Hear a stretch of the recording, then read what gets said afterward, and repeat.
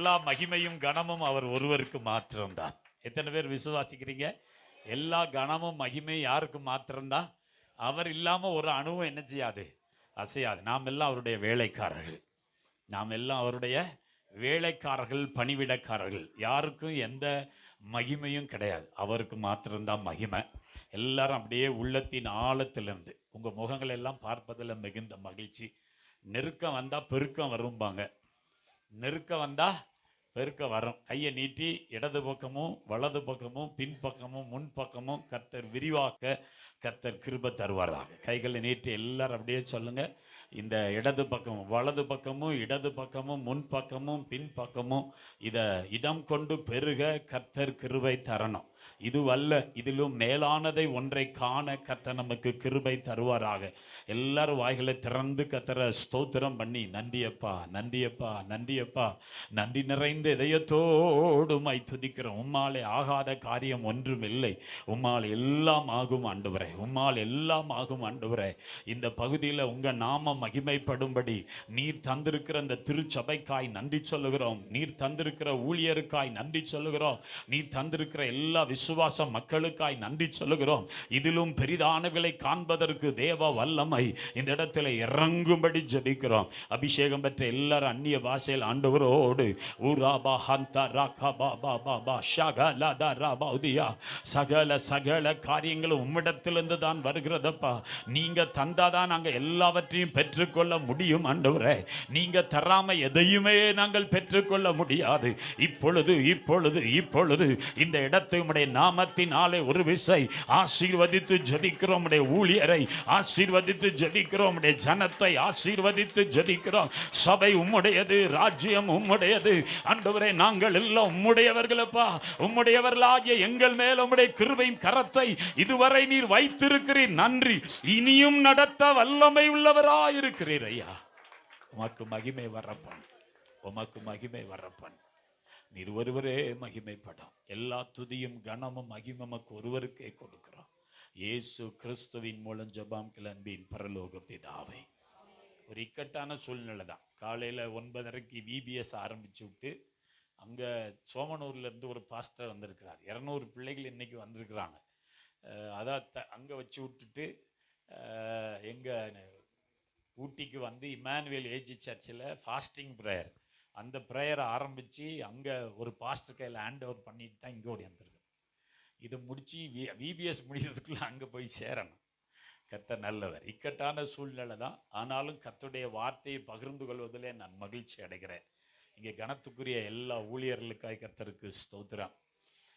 எல்லாரும் தேவனுடைய ராஜ்யத்தின் வேலையில் இருக்கிறோம்.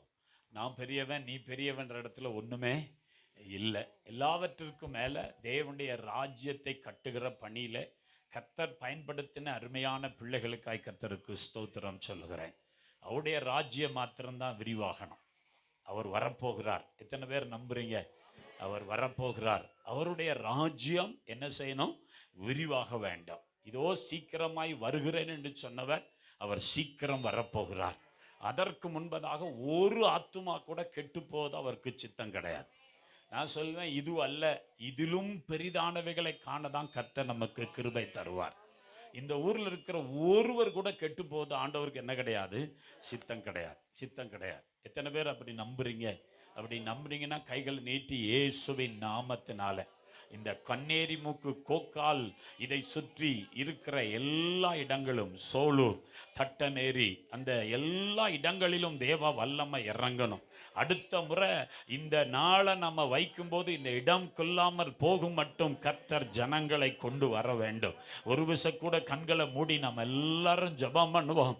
தேவனால் கேளுங்கள் அப்பொழுது கொடுக்கப்படும் என்று சொன்னவர், தட்டுங்கள் அப்பொழுது திறக்கப்படும் என்று சொன்னவர், கேட்கிற ஏவனும் பெற்றுக்கொள்வார் என்று சொன்னவர். ஓ, இந்த அருமையான வேளையில இயேசுவின் நாமத்திலே நாங்கள் கேட்கிறோம். ஒரு ஜன திரட்சியை கர்த்தர் தருவீராக. இந்த திருச்சபையின் அங்கலாய்ப்பை கர்த்தர் மாற்றும்படி ஜெபிக்கிறேன். இயேசுவின் நாமத்திலே அற்புதம் நடக்கட்டும். உங்களுடைய கரவத்தில் ஒரு விசை தருகிறோம். இந்த நாளிலும் வந்திருக்கிற எல்லா கனத்துக்குரிய ஊழியர்களுக்காய் ஸ்தோத்திரம்.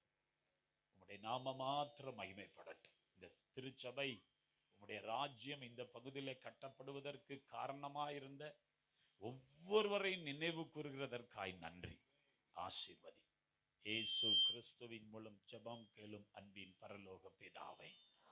சரி, உங்கள் மத்தியில இருப்பதில் மிகுந்த மகிழ்ச்சி. குறைச்சி வச்சிருங்களேன். என் வாய்ஸ் கொஞ்சம் ஹெவியா தான் இருக்கும், அதனால குறைச்சே வச்சிருங்க, தப்பே இல்லை. அல்லேலூயா.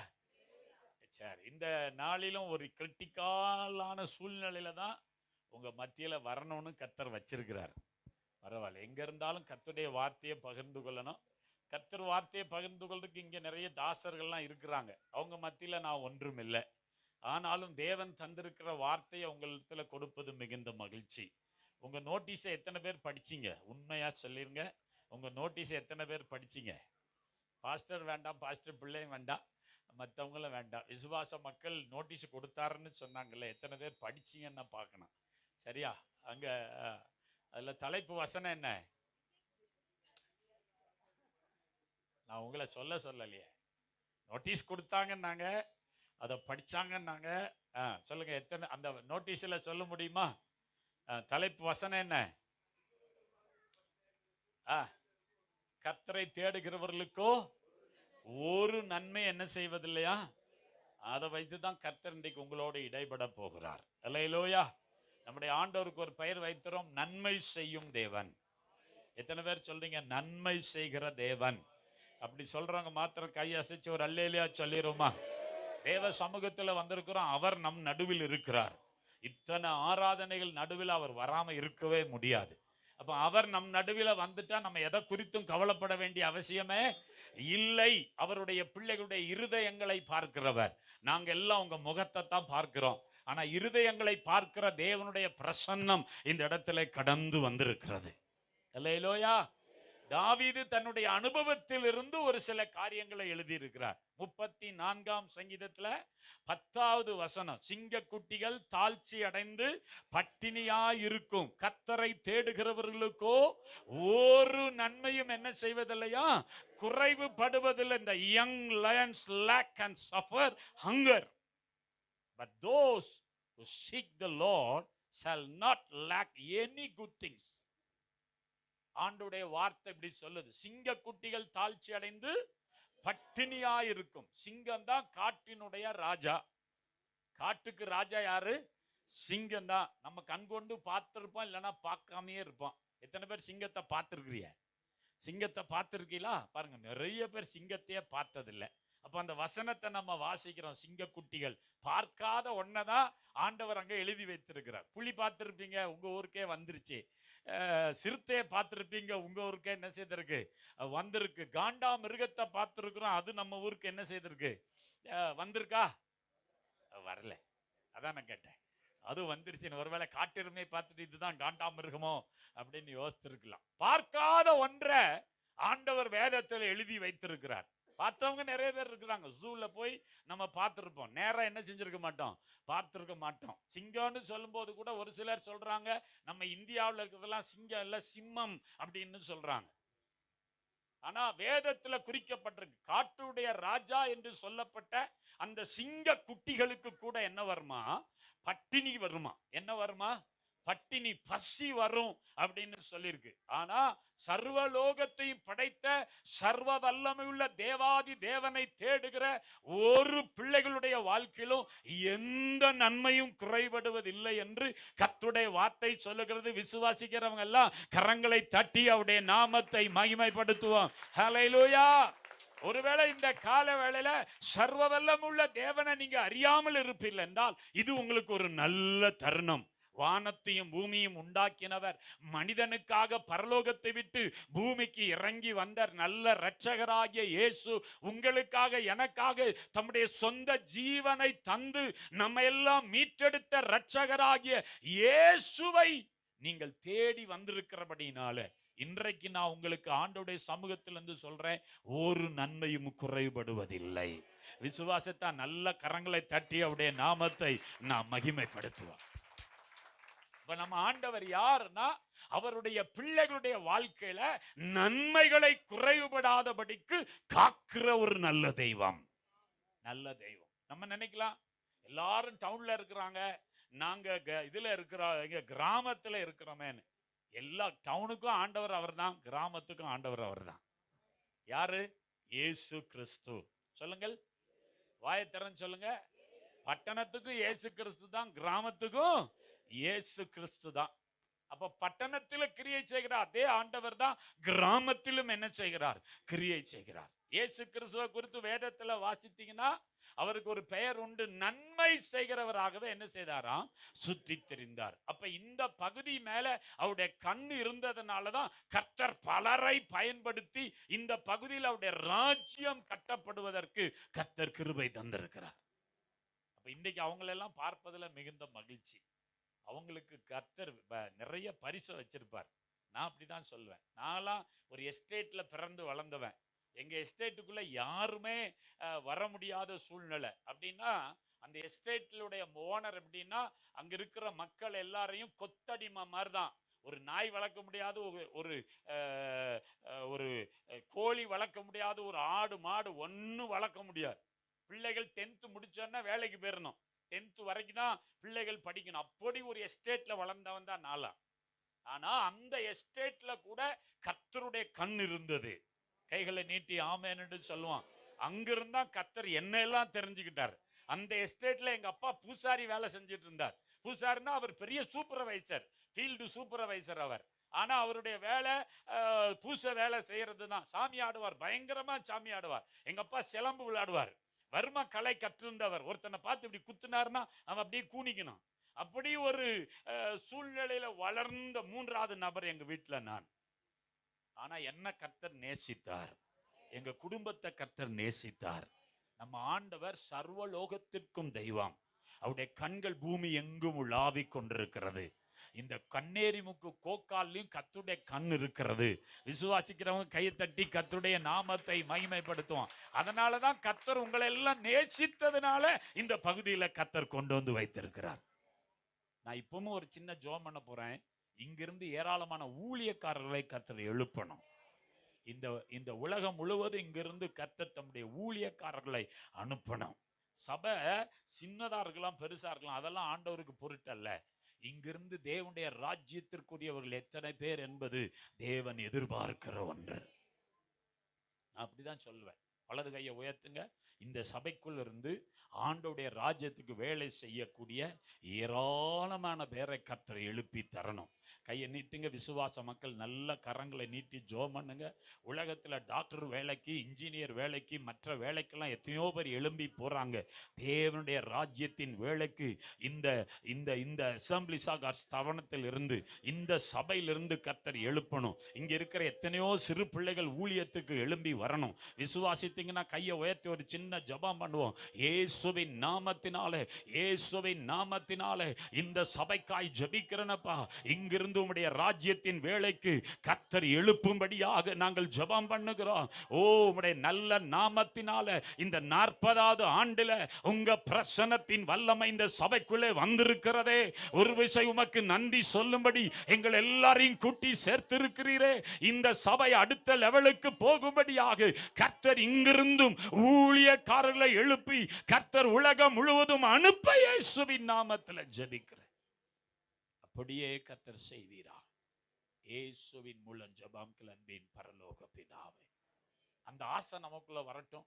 உங்க பிள்ளைகளை ஊழியத்துக்கு ஒப்பு கொடுங்க.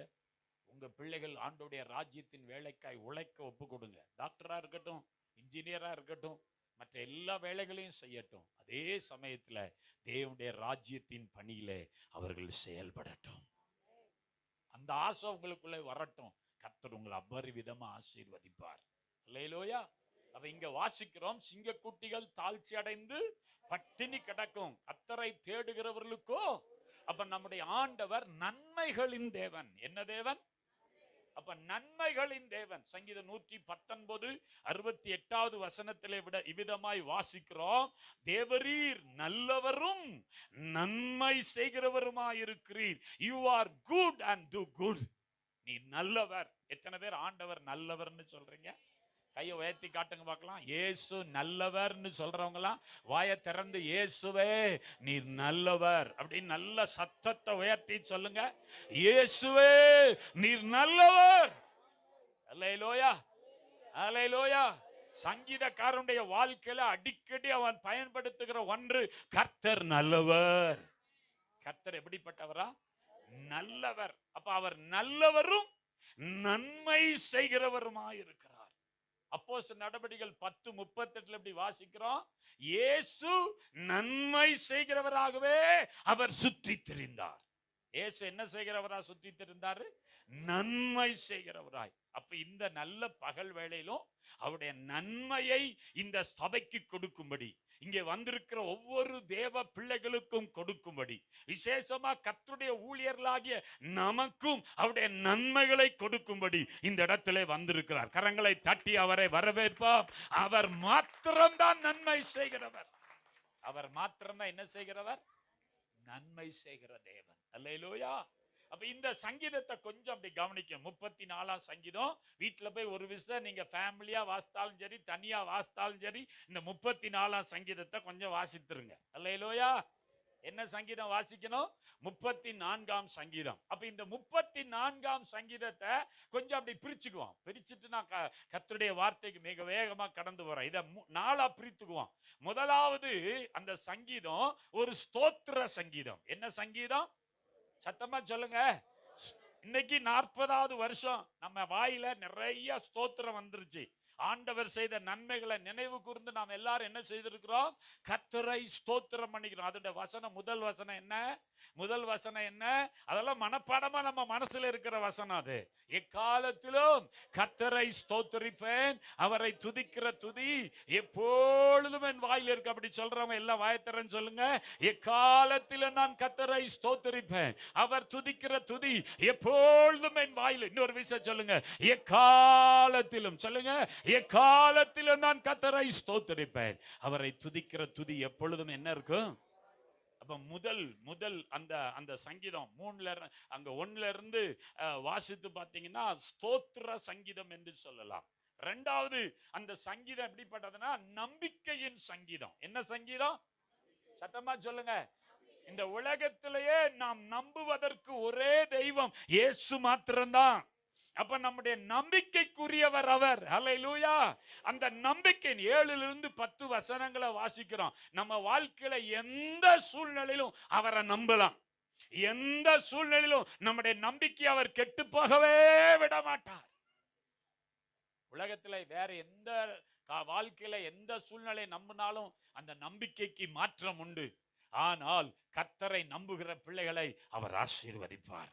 மூன்றாவது அங்கே சொல்லப்பட்டிருக்கிறது, சங்கீதக்காரன் நம்முடைய வாழ்க்கையில நாம் நடக்க வேண்டிய ஆலோசனையின் சங்கீதம். என்ன சங்கீதம்? சத்தமா சொல்லுங்க. உங்க வாழ்க்கையில நடக்க வேண்டிய வழிகளை குறித்த ஆலோசனையின் சங்கீதம். நான்காவது அந்த சங்கீதம் நீதிமான்களுக்கு தேவன் வைத்திருக்கிற ஆசீர்வாதத்தின் சங்கீதம். இந்த 4ஆ உங்களை பிரிச்சுங்க. வீட்டுல போய் உட்கார்ந்து 34ஆம் சங்கீதத்தை வாசித்தீங்கன்னா இந்த 4 காரியமும் அதுல இருக்கும். என்னெல்லாம் இருக்கும்? முதலாவது ஸ்தோத்திரம். எல்லாரும் வாய்த்தரன்னு சொல்லுங்க. ஸ்தோத்திரம். இரண்டாவது என்ன இருக்கும்? நம்பிக்கை. மூன்றாவது என்ன இருக்கும்? ஆலோசனை. நாலாவது ஆசீர்வாதம். இந்த 4 காரியம் அதுல அடங்கியிருக்கு. இப்ப 4ஐயும் தனித்தனியா பேச முடியாது. ஒன்ன மாத்திரம் உங்களோட நான் பேசிட்டு கடந்து போறேன். இந்த சங்கீதத்தை தாவீது எழுதும் போது எந்த நிலைமையில எழுதினார் என்றால், தாவீது வாழ்க்கையில் ஆடு மேய்த்து கொண்டிருந்த அந்த தாவீதை கர்த்தர் ராஜாங்கத்துக்கு தெரிந்தெடுக்கிறார். தாவீது யாரு? ஆடு மேய்த்து கொண்டிருந்தவன். வீட்டுல 8 பிள்ளைகள். 8 பிள்ளைகள். அதுல 7 பேர்ல 4 பேரு அரசாங்கத்துல வேலை செஞ்சவங்க, ராணுவ வீரர்கள். மற்ற 3 பேரை குறித்து என்ன வேலை செஞ்சாங்கன்னு சொல்லல. ஆனா ஒரு ஆள் மாத்திரம் வேலை செஞ்சது ஆடு மேய்த்தவன். என்ன போட்டிருக்கு? ஆடு மேய்த்தவன் என்று அவரை குறித்து எழுதி இருக்கிறது. இப்ப வீட்டுல ஒரு பெரிய அபிஷேக கூட்டம் நடக்குது. சாமுவேல் தீர்க்கதரிசி வந்திருக்கிறாரு. வீட்டுல ஒரு பெரிய ஆசீர்வாதமான கூட்டம் நடக்கு. நம்ம வீட்டுல இருக்கிற பிள்ளைகள் எல்லாரையும் கூப்பிடுவோமா, கூப்பிட மாட்டோமா? நம்ம வீட்டுல ஒரு ஃபங்க்ஷனுங்க, எல்லாரும் வரணுமா வேண்டாமா? இன்னைக்கு இந்த வீட்டுல ஒரு ஃபங்க்ஷன். இது நம்ம வீடு, தேவனுடைய வீடு. பாருங்க, தூரத்தில் இருந்தெல்லாம் வந்திருக்கிறீங்க. உங்களை ஆண்டவர் ஆசீர்வதிப்பாராக. அன்றைக்கு தாவீதுடைய வீட்டுல ஒரு அழகான ஃபங்க்ஷன் நடக்கிறது, அபிஷேக ஃபங்க்ஷன் நடக்கிறது. ஆனா தாவீதை மறந்துட்டாங்க. அப்பாவும் மறந்துட்டாங்க, அம்மாவும் மறந்துட்டாங்க, கூட பிறந்த சகோதரர்களும் மறந்துட்டாங்க. ஆண்டவர் அந்த இடத்துல அவரை மறக்கவில்லை. ஒருவேளை எளியவர்களா இருக்கலாம், சிறியவர்களா இருக்கலாம். உங்க வீட்டுல எல்லாராலும் மறக்கப்பட்ட நிலைமையில இருக்கிறான். உங்களை நேசிக்கிற கர்த்தர் உங்களை மறக்கவே இல்லை. எத்தனை பேர் சொல்றீங்க, என் ஆண்டவர் என்னை மறக்கல? அல்லேலூயா. அப்ப தாவீதை மறக்காத ஆண்டவர், அங்க நடந்த சம்பவத்துல ஆண்டவர் தேவனுடைய மனுஷனுடைய பார்வையில இருந்த சூழ்நிலையை கர்த்தர் மாற்றி ஆண்டுடைய பார்வைக்கு நேராக தாவீதை கர்த்தர் கொண்டு வருகிறார். இப்ப எல்லாரும் ரிஜெக்ட் பண்ணப்படுறாங்க. இப்ப தாவீதை அழைக்கிறாங்க. ஆடு மேய்ச்சிக்கிட்டு இருந்த தாவீதுக்கு ஒரு பெரிய ஆசீர்வாதம், அவனுடைய தலையில எண்ணெய் அபிஷேகம் வருகிறது. இன்னைக்கு நம்ம நினைக்கலாம், நான் படிக்கல என் சூழ்நிலை எல்லாம் அப்படி இருக்கு. நீங்க படிச்சிருக்கீங்களோ படிக்கலையோ, இயேசு உங்களை நேசிக்கிறார். அவரால் உங்க வாழ்க்கையில எல்லா நன்மைகளையும் கொண்டு வர முடியும். தாவீதை கர்த்தர் அபிஷேகம் பண்ணி உடனே ராஜாங்கத்துல போய் உட்கார்ல. ஆடு மேய்த்து கொண்டது தாவீது மறுபடியும் ஆடு மேய்க்கத்தான் போனார். கர்த்தர் அவரை நினைவு கூர்ந்தார். ராஜ அரண்மனைக்கு வந்தார். ராஜ அரண்மனைக்கு வர்றதுக்கு முன்னால அவனுடைய வாழ்க்கையில ஒரு பெரிய யுத்தத்துல கோலியாத்தை வீழ்த்திட்டு அங்கே வருகிறதை கவனிக்கிறோம். பெண்களாகிய உங்களுக்கு ஒரு விசேஷித்த கிருபை. பெண்களே நாட்டின் கண்களே, அப்படிதானே? உங்களால ஆக்கவும் முடியும். சொல்லுங்க வாய் திறந்து. அப்படின்னு நான் சொல்ல மாட்டேன். நீங்க ஆண்டுடைய பிள்ளைகள் ஆக்குவதற்கு மாத்திரம் கர்த்தர் உங்களை பயன்படுத்துவாராக. அவங்க எல்லாம் பாட்டு பாடினாங்க. என்ன பாட்டு பாடினாங்க?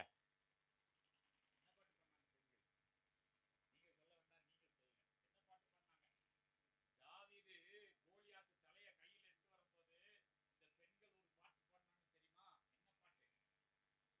சொல்லுங்க, என்ன பாட்டு பாடினாங்க?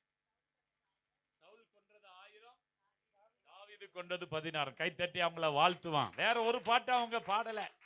அழகான ஒரு பாட்டு பாடினாங்க. என்னதான்? தாவீது கொன்றது 1000 சொன்னாங்களா 10,000 சொன்னாங்களா? சவுல் கொன்றது 1000, தாவீது கொன்றது 10,000.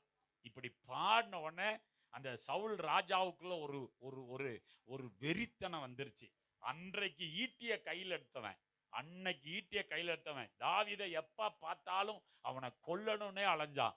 இவனுக்கு பயந்து, இந்த ராஜாவுக்கு பயந்து தாவீது ஒரு குறிப்பிட்ட காலம் வரைக்கும் மலைகளிலும் குகைகளிலும் காடுகளிலும் அப்படியே அலைஞ்சு திரிகிறார். அப்ப ஒரு முறை அப்படி அலைந்து திரியும் போது அமலேக்கு என்ற ஒரு மனுஷன், அந்த ஊர்ல இருந்த ஒரு ராஜா தான் ஆகீஸ். அந்த ஆகீஸ் ராஜாவுக்கு முன்னால வந்து தாவீது நின்று கொண்டிருக்கிறான். அப்ப எல்லாரும் கண்டுபிடிச்சிட்டாங்க, இவன் தான் தாவீது அப்படின்னு. கண்டுபிடிச்ச உடனே ஆண்டவர் அவனுக்கு ஞானத்தை கொடுக்கிறாரு. பைத்தியக்கார மாதிரி வேஷம் போட்டு இந்த பக்கம் அந்த பக்கம் சொல்லு ஒழுகிறான். அந்த கடுமையான சூழ்நிலையில கர்த்தர் அவனை காப்பாற்றும் போது எழுதப்பட்ட சங்கீதம் தான் இந்த 34ஆம் சங்கீதம். கரங்களை தட்டி கர்த்தரை ஸ்தோத்திரம் பண்ணுவோம். அல்லேலூயா, அல்லேலூயா. அப்பதான் அந்த சங்கீதத்துல ஒரு வார்த்தையை பயன்படுத்துறாரு. சிங்கக்குட்டிகள் தாழ்ச்சியடைந்து காட்டுல பட்டினியாய் கிடக்கும், அவரை தேடுகிற பிள்ளைகளுக்கு ஒரு நன்மையும் குறைபடாது. கரங்களை தட்டி ஒரு விஷயம் கூட ஆமென் ஆண்டவரே, உம்மை தேடி வந்திருக்கிற எங்களுக்கு நீர் ஒரு நன்மையும் குறைபட விடுவது இல்லை. அப்ப இந்த 40 வருஷம் இந்த சபையை நடத்திட்டு வந்திருக்கிறார். நான் உள்ள நுழையும் போதே பாஸ்டர்ஸ் எல்லாம் பாட்டு பாடி அந்த வசனங்கள் எல்லாம் சொல்லிட்டாங்க. எங்க துரை அம்மதான ஐயா அந்த பகுதியும் வாசிக்கவும் செஞ்சிட்டார். கர்த்தர் நல்லவர். எப்படி நடத்தினார்னு தெரியுமா? 40 வருஷம் இஸ்ரவேல் ஜனங்கள் 430 வருஷம் அடிமைத்தனத்துக்குள்ள கிடக்குறாங்க. அங்க 70 பேரா எகிப்துக்குள்ள போன இவர்கள் 6 லட்சம் புருஷர்களாய் மாற்றப்பட்டார்கள். கிட்டத்தட்ட இப்ப 30 லட்சம் பேர் எகிப்திலிருந்து வெளியே வர்றாங்க. கைகளை நீட்டி ஆமென் என்று சொல்லுவான். எகிப்திலிருந்து 30 லட்சம் பேர் வெளியே வர்றாங்க. ஆண்டவர் வெளியே வந்த உடனே நேரா பாலும் தேனும் ஓடுகிற தேசத்துக்கு நடத்திட்டு போயிருக்கலாம். 2 நாள் தான் டைம் பிடிச்சிருக்கும் எகிப்திலிருந்து அந்த கானானுக்குள்ள போறதுக்கு. ஆனா கர்த்தர் அப்படி கொண்டு போகல. ஏன் அப்படின்னு வேதத்துல சொல்லி இருக்கு. அவர்கள் யுத்தத்தை பார்த்ததே இல்லை. அவங்க வேலையெல்லாம் செங்கல் மிதிக்கிற வேலை தான். என்ன வேலை செஞ்சாங்க? எத்தனை பேர்? 6 லட்சம் பேருக்கு என்ன வேலை இருந்துச்சாங்க? வெறும் செங்கலை மிதிச்சாங்க. சாந்து கட்டினா, செங்கலை கட்டினா, வேற ஒரு வேலையும் அவனுக்கு தெரியாது. அந்த 430 வருஷம் கஷ்டப்பட்டு கொண்டிருந்த அவங்க கூக்குரல் பரலோகத்தை எட்டினது. கர்த்தர் மோசை அனுப்பினார், அவர்களை விடுதலையாக்கி கொண்டு வர்றார். கொண்டு வந்த நேரா பாலும் தேனும் ஓடுகிற தேசத்துக்கு. இன்னைக்கெல்லாம் ஆசீர்வாதம் எப்படி கேட்கறாங்க தெரியுமா? நிறைய பேரு வானத்திலிருந்து பொத்து பொத்துன்னு விழணுமா? எப்படி விழணுமா? எல்லாரும் ஆன்னு வாயை பிளந்து பிடிச்சுக்கணும். நான் சொல்றேன், கர்த்தர் அப்படி நம்மளை ஆசீர்வதிக்கிற தேவன் அல்ல. நம்முடைய ஆண்டவர் ஷார்ட்கட் ஆண்டவர் கிடையாது. நம்முடைய ஆண்டவர் எல்லாவற்றிலும் ஸ்ட்ரைட்டா காரியங்களை செய்கிறவர். கைகளை நீட்டி ஆமென்னு சொல்லுவான். இன்றைக்கு நான் சொல்றேன் கர்த்தருடைய பிள்ளைகளை, இன்னைக்கு நான் கேத்தியிலிருந்து வந்தாலும் அங்க அந்த சின்ன சபை, இவங்கெல்லாம் அங்கதான் இருந்தாங்க. நான் வரும்போது இவர் செக்யூரிட்டி போர்டுல பெரிய அங்க அங்க அங்க மேனேஜர், இவர் மேனேஜரை, அவங்க மச்சான் ஒருத்தர் இருந்தார். இவங்கெல்லாம் ஒரே குரூப்பு, இவங்கெல்லாம் செக்யூரிட்டியில பெரிய ஆட்கள். நான் சபைக்கு வரும்போது இவர் தான் பேண்ட் அடிப்பார், டங் டங் டங்குன்னு பேண்ட் அடிச்சு பாடுவார். நான் 1300 பேர் இருந்த சபையிலிருந்து வந்தேன். இப்படி 2 கீபோர்டு, ஒரு பேடு, தவிழு, இது வயலினு, இது எல்லாம் சபையில இருந்து 1300 பேர் இருந்த சபை. எனக்கு டிரான்ஸ்ஃபர் பண்ணி கேத்திக்கு போட்டாங்க. நான் நீலகிரியில் தான் வளர்ந்தேன், நீலகிரியில் தான் படித்தேன். ஆனால் கேத்தி எனக்கு தெரியவே தெரியாது, கேத்தி எனக்கு தெரியவே தெரியாது. அப்படித்தான் ஒரு கரெக்டாக பனிக்காலம் அக்டோபர் மாதம் நான் இங்கே வந்து இறங்கி இருக்கிறேன். இறங்குனா அங்கே ஒரு பாஸ் இருந்தார். இவர் தான் முதலாக எங்கிட்ட ஒரு 1 குயர் நோட்டு கொண்டு தந்தார். 34 பேர் அந்த சபையில் இருந்து எழுதி இவர் தான் எழுதுவாரங்க, இவர் தான் எழுதுவாரங்க. அப்போ இவர் செக்யூரிட்டி போர்டு. இவங்க அங்கே ஆர்கேஞ்சல்னு ஒரு ஸ்கூல் இருந்துச்சு, அந்த ஸ்கூலில் இருந்தாங்க. அந்த ஸ்கூலில் வேலை செஞ்சுருந்தாங்க. அம்மாலாம் அங்கே தான் இருந்தாங்க, அந்த மந்தாடா புதுலைனில். அங்கே 23 குடும்பம் கர்த்தருடைய ஆலயத்துக்கு வருகிற குடும்பம். இவங்களாம் சண்டே ஸ்கூல் மூலமா இயேசுவை தங்க வாழ்க்கையில சொந்த இரட்சகராய் ஏற்றுக்கொண்டவர்கள். அல்லேலூயா. அப்ப நான் அந்த ஊர்ல இருந்து இந்த ஊருக்கு வந்தா நமக்கு கிட்டத்தட்ட 10 வருஷம் சென்னையில இருந்த ஆளு. பல கடுமையான சூழ்நிலைகள் தான். ஆனா ஆண்டவர் அதை ஆசீர்வதிச்சார். 19 வருஷம் காத்திருந்தேன். எத்தனை வருஷம்? கடைசியா ஒரு லேண்ட்ஸ்லைடிங் ஆகி சபை அந்த பக்கமும் இடிஞ்சுக்கிச்சு, இந்த பக்கமும் இடிஞ்சுக்கிச்சு. கீழே ஒருத்தர் கேட்ரக்கரா இருந்தாங்க, அவங்க அந்த இடத்தினுடைய கண்காணிப்பர் இருந்தாங்க, அவங்களையும் வீடு மூடிக்கிச்சு. எல்லா கடுமையான சொல்ல அந்த ஊர்க்காரங்களாம் சொல்றாங்க, இனி பேரின்ப விலாசல சர்ச்சு இருக்காது. என் காது பட்டா சொல்றான். நாங்க குடியிருக்கிறதுக்கே எங்களுக்கு சூழ்நிலை இல்லை. நான் போய் லாட்ஜ் எடுத்து தங்கியிருந்தேன். 4 நாள் லாட்ஜ் எடுத்து தான் தங்கியிருந்தேன். யோசித்து பாருங்க. அப்பதான் ஆண்டவர்கிட்ட அழுதேன், என்ன ஆண்டவரே? ஆண்டவர் சொன்னார், வனாந்தரத்தை ஏதே நான் மாற்றுறேன், ஆடல் பாடல் உண்டாயிருக்கும், அங்கே ஆசீர்வாதம் வரும். அங்க என்ன வரும்? இன்னைக்கும் சொல்லுவாங்க, எங்க ஒரு வீடுமே இல்லை, சர்ச்சு இங்க வச்சிருக்கிய. நான் சொல்றேன், யோவான் ஸ்நானகன் வனாந்தரத்துல தான் பிரசங்கம் பண்ணா, கேட்கறதுக்கு ஆட்கள் வந்தார்கள். நம்ம இன்னைக்கு யோசிக்கலாம் வனாந்தரன்னு. இது வனாந்தரம் இல்ல, கர்த்தருடைய பார்வையில செழிப்பான இடம்.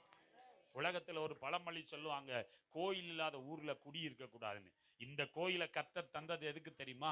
இந்த ஊர் மக்கள் ஆசீர்வதிக்கப்படுவதற்கு, இங்க இருக்கிற குடிகாரர்கள் மனம் திரும்புவதற்கு, இங்க இருக்கிற விபச்சாரம் வேசித்தனம் பண்ணுகிறவர்கள் மனம் திரும்புவதற்கு, இங்க இருக்கிற அநேக மக்கள் இயேசுவிடத்தில் வருவதற்கு தான். கர்த்தர் ஒவ்வொருவனையும் ஒவ்வொரு இடத்துக்கு கொண்டு போனா ஒரு நோக்கம் இருக்கும். இன்னைக்கு ஆண்டவர் இந்த இடத்தை நினைக்கலன்னா இத்தனை பேர் உள்ள உட்கார்ந்து இருக்கவே முடியாது. அல்லேலூயா. யோசித்து பாருங்க கர்த்தருடைய பிள்ளைகளை, ஆண்டவரால செய்யக்கூடாதது ஒன்றுமில்லை. இப்ப 40 வருஷம் எப்படி நடத்திட்டு வந்தார் அந்த இஸ்ரவேல் மக்களை? 430 வருஷம் கஷ்டப்பட்ட அவங்க இப்ப ஆண்டவர் டைரக்டா பாலும் தேனும் ஓடுகிற தேசத்துக்கு நேரா அவங்கள வழி நடத்திட்டு போல. ஆனா அவங்க அந்த அந்த எகிப்தை விட்டு வெளியே வரும்போது வெறும் கையா வரல. அவங்க எகிப்து முழுதையும் கொள்ளடிச்சு தான் வந்தாங்க. ஹலோ, அல்லேலூயா. பொண்ணு கேட்டான், பொண்ணு கிடைச்சிச்சு. பொண்ணு பெண் இல்ல, பொன். எல்லாத்தையும் வாரி எடுத்துக்கிட்டு தான் வந்தான். அங்க இருக்க எகிப்தில் இருந்தவன் என்ன சொன்னான் தெரியுமா? அட சாமிகளா, நீங்க போய் சேர்ந்தா போதுண்டாப்பா, எங்களை ஆள விடுங்கடா, எங்களை ஆள விடுங்கடான்னு சொல்ற அளவுக்கு நடந்துச்சு. அதனாலதான் வனாந்தரத்துல ஒரு பெரிய இனத்தை உண்டாக்குனாங்க. சிலைய உண்டாக்குற அளவுக்கு பொண்ணு இருந்துச்சு தெரியுங்களா அவங்ககிட்ட? யார்கிட்ட? தேவ ஜனத்துக்கிட்ட. யார்கிட்ட? இன்னைக்கும் தேவ ஜனத்துக்கிட்ட பொண்ணு இருக்கு, பரலோக ராஜ்யத்தை விரிவாக்குவதற்கு. அல்லேலூயா.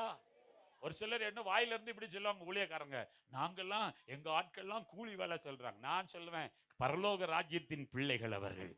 கர்த்தர் அவங்கள தான் ஆசீர்வதிப்பார். அவங்களதான் என்ன செய்வாரு? நம்ம எப்பேற்பட்ட நிலைமையில இருந்தால் நம்மை தூக்கி எடுக்கிறவர் நம்ம கர்த்தர். அழகா பாட்டு பாடினாங்களே எங்கள் அன்பு சகோதரர், என்ன அழகான பாட்டு. இஸ்ரவேலே கர்த்தரை நம்பு. அவரை நம்புகிற ஒருவரையும் அவர் கைவிட்டதே கிடையாது. நீ பிளாட்ஃபார்ம்ல இருக்கிறியா? இயேசுவை நம்பு. கர்த்தர் உன்னை மாளிகையில கொண்டு வந்து வைத்து ஆசீர்வதிக்கிறவர். அல்லேலூயா. அப்ப இங்க வாசிக்கிறோம் பாருங்க, 40 வருஷம் அவங்களை எப்படி நடத்திட்டு வந்தாராம். அந்த ஒரு வசனத்தை மாத்திரம் வாசிக்கலாம். 8ஆம் அதிகாரம் 4வது வசனத்தை வாசிங்க. 8ஆம் அதிகாரம் 4வது வசனம் மிக வேகமா வாசிங்க. 8ஆம் அதிகாரம் 4வது வசனம். உபாகமத்தின் புஸ்தகம் 8ஆம் அதிகாரம் 4வது வசனத்தை வாசிங்களேன். ஆண்டவர் எப்படி நடத்தினார்னு அங்க சொல்லியிருக்கு. நீங்க நானே வாசித்திடலாம் போல தெரியுத. இந்த 40 வருஷமும் உன் மேல் இருந்த வஸ்திரம் பலதாய் போகவும் இல்லை, உன் கால்கள் என்ன செய்யலையா, வீங்கவும் இல்லையா. ஆண்டவர் எப்படி நடத்தினார்? 40 வருஷம் வனாந்திர பாதை. அந்த வனாந்திரத்துல அவருடைய ஜனத்தை கர்த்தர் எப்படி நடத்தினார் என்று அழகா சொல்லப்பட்டிருக்கு. எப்படி நடத்தினாரா? எல்லாம் வாய் திறந்து சொல்லுங்க. வனாந்திரம்னு யோசிக்கிறீங்களே, காடுன்னு யோசிக்கிறீங்களே, ஆண்டவர் சொல்றாரு அப்படிப்பட்ட இடத்துல தம்முடைய ஜனத்தை எப்படி நடத்துகிறாரா? வாசிங்க. இந்த 40 வருஷமும் உன் மேல் இருந்த வஸ்திரம் பலதாய் போகவும் இல்லை, உன் கால் வீங்கவும் இல்லை. கைகளை உயர்த்தி இல்லைன்னா கைகளை தட்டி கர்த்தருக்கு நன்றி சொல்லுங்க. இந்த கோக்கால் சபைய 40 வருஷம் கர்த்தர் மிக அருமையாய் நடத்தி வந்திருக்கிறார். வனாந்திர பாதை தான். ஆனா நான் என்ன சொல்வேன்னா, வனாந்திரத்தை அல்லல் தட்டக்கூடாது. வனாந்திரத்துலதான் மண்ணா வந்துச்சு, வனாந்திரத்துலதான் நீரூற்று வந்தது, வனாந்திரத்துலதான் கர்த்தர் செய்ய வேண்டிய அத்தனை காரியத்தையும் செய்தார். வனாந்திரம் என்பது நம்முடைய வாழ்க்கையில நம்மளை கீழே தள்ளுகிற இடம் அல்ல, நம்மை மேல் நோக்கி கொண்டு வருகிற இடம். விசுவாசிக்கனா கைகளை தட்டி கர்த்தருடைய நாமத்தை மகிமைப்படுத்துவோம். வனாந்திரத்தை இப்ப தாண்டி வந்தாச்சு. ஆண்டவர் சொல்றாரு, உன் கால் வீங்கலப்பா, நீ நடந்த உன் கால் என்ன செய்யல, வீங்கல. இப்ப இந்த ஊருக்கு வந்து அவர் நடந்த மாதிரி இப்ப நடப்பாருன்னு யோசிக்கிறீங்களா? நடக்க முடியாது, நடக்க முடியாது. நடக்க முடியும்னு நினைக்கிறியா? அப்போ 12 மணி ஆனாலும் நமக்கு எதை குறித்தும் பயம் கிடையாது. காட்டெருமை குறித்தும் பயம் கிடையாது, சிறுத்தையை குறித்தும் பயம் கிடையாது. ஆனா இப்போ வெளியே போன, பாஸ்டர் அங்க வராதீங்க பாஸ்டர், அங்க சிறுத்தை இருக்கு பாஸ்டர். எப்பா நீங்களே எங்களை வரவிடாம தடுத்து நிறுத்துற மாதிரி இருக்கு. தடுத்து நானும் விசிட்டிங் போயிட்டு நடந்து வருவேன். அன்னைக்கு நானும் சிஸ்டர் நடந்து வரோம். எங்க வீட்டுக்கு மேல அங்க சிறுத்தை நிக்குது. நான் இந்த செல் டார்ச் அடிச்சு பாக்குறாங்க, நிக்குது. கண்ணு சும்மா குடீர்னு இருக்கு. எங்க வீட்டம்மா கேட்கறாங்க, என்னையா? ஒண்ணு இல்லம்மா, வா போலாம். அது என்ன பண்ணுது நம்மள? எங்க வீட்டுக்கு கீழே முயல் வளர்க்குறாங்க, புறாலாம் இருக்கு. நைட்ல வந்து அழகா சிறுத்தை வந்துட்டு போறத எங்க கேமராவில் அப்படியே பதிவாயிருக்கு. என்ன சைஸ்! ஆனா அதன் நடுவுல தான் கர்த்தர் நம்மளை எல்லாம் பாதுகாத்து வர்றாரு. இப்ப மந்துகள் எல்லாம் புலி அடிச்சிட்டு போகுது, எல்லாம் பண்ணுது. ஆனாலும் கர்த்தர் நல்லவர். வனாந்தரத்துல எவ்வளவு கடுமையான சூழ்நிலை இருந்தாலும் தேவ ஜனத்தை கர்த்தர் என்ன செய்யல, அவங்க பல முரண்டுகள் எல்லாம் பண்ணாங்க, பல சூழ்நிலைகள்லாம் நடந்தது. ஆனாலும் கர்த்தர் குறித்த தேசத்திற்கு இப்ப இவங்கெல்லாம் சொல்லி ஜோம் பண்ணிட்டாங்க. அதை நான் திரும்ப உங்களுக்கு சொல்ல விரும்பல. 7ஆம் வசனத்திலிருந்து 10ஆம் வசனம் வரைக்கும் வாசித்தீங்கன்னா வனாந்திரத்தை தாண்டி கர்த்தர் வைத்திருக்கிற ஆசீர்வாதம். 7ல இருந்து 10 வசனங்கள் அங்க வாசிங்க. உன் தேவனாகிய கர்த்தர் உன்னை நல்ல தேசத்துல பிரவேசிக்க பண்ணுகிறார். எத்தனை பேர் இதை நம்ப போறீங்க? இந்த 40 வருஷம் முடிஞ்சு போச்சு. இனி ஆண்டவர் உங்க சபைய அடுத்த லெவலுக்கு நேரா நடத்த போறாரு, அடுத்த ஆசீர்வாதத்துக்கு நேரா நடத்த போறாரு, அடுத்த நன்மைக்கு நேராய் நடத்த போகிறார். விசுவாசித்தீங்கன்னா நல்ல கரங்களை தட்டி அவருடைய நாமத்தை மகிமைப்படுத்துங்க. இனி அடுத்த புதிய ஜெனரேஷனை கர்த்தர் உள்ள கொண்டு வருவார். அல்லேலூயா. கொண்டு வருவாரா? கொண்டு வர மாட்டாரா? கொண்டு வர. இந்த இடமெல்லாம் பத்தவே பத்தாது. என்னுடைய விசுவாசம் தான். இந்த இடமெல்லாம் பத்தவே. இப்ப நான் அங்கேயே சொல்லிட்டு இருக்கிறேன், 1000 பேர் வரணும். 1000 பேர் வந்தா நம்ம சபையெல்லாம் பத்தாது. நீலகிரி மாவட்டத்தில் இன்னும் நிறைய சபைகள்ல 1000 பேர் இல்ல. ஹலோ, ஏராளமான ஊழியர்கள் இருக்கிறாங்க. ஆனா சபை இன்னும் என்ன செய்யல, பெருகல. அப்ப தேசம் இன்னைக்கும் ஆண்டவருடைய அன்பை தேடி அலைந்து கொண்டுதான் இருக்கிறது. நன்றாய் புரிந்து கொள்ளுங்கள். இன்றைக்கும் இந்த கோக்கால் ஊருக்குள்ள, இந்த கண்ணேரி மூக்குக்குள்ள ஏராளமான குடிகாரர்கள் இருக்கிறார்கள். மனம் திரும்பணும், அவர்கள் குடியை விட்டு வெளியே வரணும். இன்னும் இந்த இந்த ஊருக்குள்ள இயேசு இல்லாம நரக வாசல்ல ஏராளமான பேர் இருக்கிறார்கள். அவர்கள் பரலோக ராஜ்யத்துக்கு நேராய் திருப்பப்பட வேண்டும். கரங்களை தட்டி கர்த்தருடைய நாமத்தை, அப்ப அடுத்த லெவலுக்கு சபை போக வேண்டும். அப்ப இன்னைக்கு நான் எப்பவுமே சொல்றேன், சபைய உலகம் தாக்க கூடாது, உலகத்தை சபை தாக்க வேண்டும். கையை நீட்டி கர்த்தருடைய நாமத்தை மகிமைப்படுத்துவோம். அதற்கு தான் கர்த்தர் உங்களை எல்லாம் இந்த சபைக்குள்ள கொண்டு வந்து வச்சிருக்கிறார். பக்கத்தவங்களை தட்டி சொல்லுங்க, உலகம் சபையை தொடக்கூடாது, சபை உலகத்தை தொட வேண்டாம். அதனால தான் கர்த்தர் நமக்கு என்ன பெயர் கொடுத்துட்டார் தெரியுமா? நீங்க தான் இந்த உலகத்தின் வெளிச்சம், நீங்க தான் இந்த பூமிக்கு உப்பு. அல்லேலூயா. அப்ப இந்த கோக்காலுக்கு உப்பாக தெரிந்து கொள்ளப்பட்ட தேவ ஜனத்தை கர்த்தர் உள்ள கொண்டு வந்திருக்கிறார். இந்த 40 ஆண்டு காலம் உங்கள் வாழ்க்கையின் வனாந்திர சூழ்நிலையை கர்த்தர் மாற்றி அடுத்த லெவலுக்கு நேராய் கர்த்தர் நடத்தி போகிறார். இப்ப ஆரம்பிச்சிருக்கார் பாருங்க. 7ஆம் வசனத்துல வாசிக்கிறோம். வாசிங்க. 7ஆம் வசனத்துல வாசிக்கிறோம். அங்கே உன் தேவனாகிய கர்த்தர் உன்னை நல்ல தேசத்திலே பிரவேசிக்க பண்ணுகிறார். அது பள்ளத்தாக்குகளிலும் மலைகளிலிருந்து புறப்படுகிற ஆறுகளும் ஊற்றுகளும் ஏரிகளும் உள்ள தேசம். கைதட்டி கர்த்தரை ஸ்தோத்திரம் பண்ணுவோம். நம்ம தேசம் மலையினால, பள்ளத்தாக்குனால, ஆறுனால நிறைந்திருக்கிற ஒரு தேசம் தான். அடுத்து நாங்க வாசிக்கிறோம் பாருங்க. அது கோதுமையையும் வார் கோதுமையும் திராட்சை செடிகளும் அத்தி மரங்களும் மாதுளை செடிகளும் உள்ள தேசம். அது ஒலிவ மரங்களும் எண்ணெய்களும் உள்ள தேசம். அன்னைக்கு கானானை குறித்து ஆண்டவர் இப்படித்தான் வச்சிருந்தாரு. இன்னைக்கு கோக்கால குறித்தும் கர்த்தர் அப்படித்தான் வச்சிருக்கிறார். இந்த இடத்துல எந்த இடத்துல விவசாயம் வரலனாலும் நீங்க போய் கால் எடுத்து ஜெபித்தீங்கன்னா கர்த்தர் அந்த அற்புதத்தை செய்வார். கானா அங்க கேரா ஊர்ல பஞ்சம் தலைவிரித்து ஆடிக்கிட்டு இருக்கு. எங்கேயும் தண்ணி வரல. ஆனா ஈசாக்கு அந்த பஞ்சத்துல எகிப்துக்கு போக நினைக்கும் போது ஆண்டவர் சொன்னார், குடியிரு, நான் உன்னை ஆசீர்வதிப்பேன். கேரார்ல குடியிருந்த ஈசாக்கு விதை விதைக்கிறான். 100 மடங்கு பலனை கர்த்தர் தருகிறார். அதோடு கூட நிறுத்தல.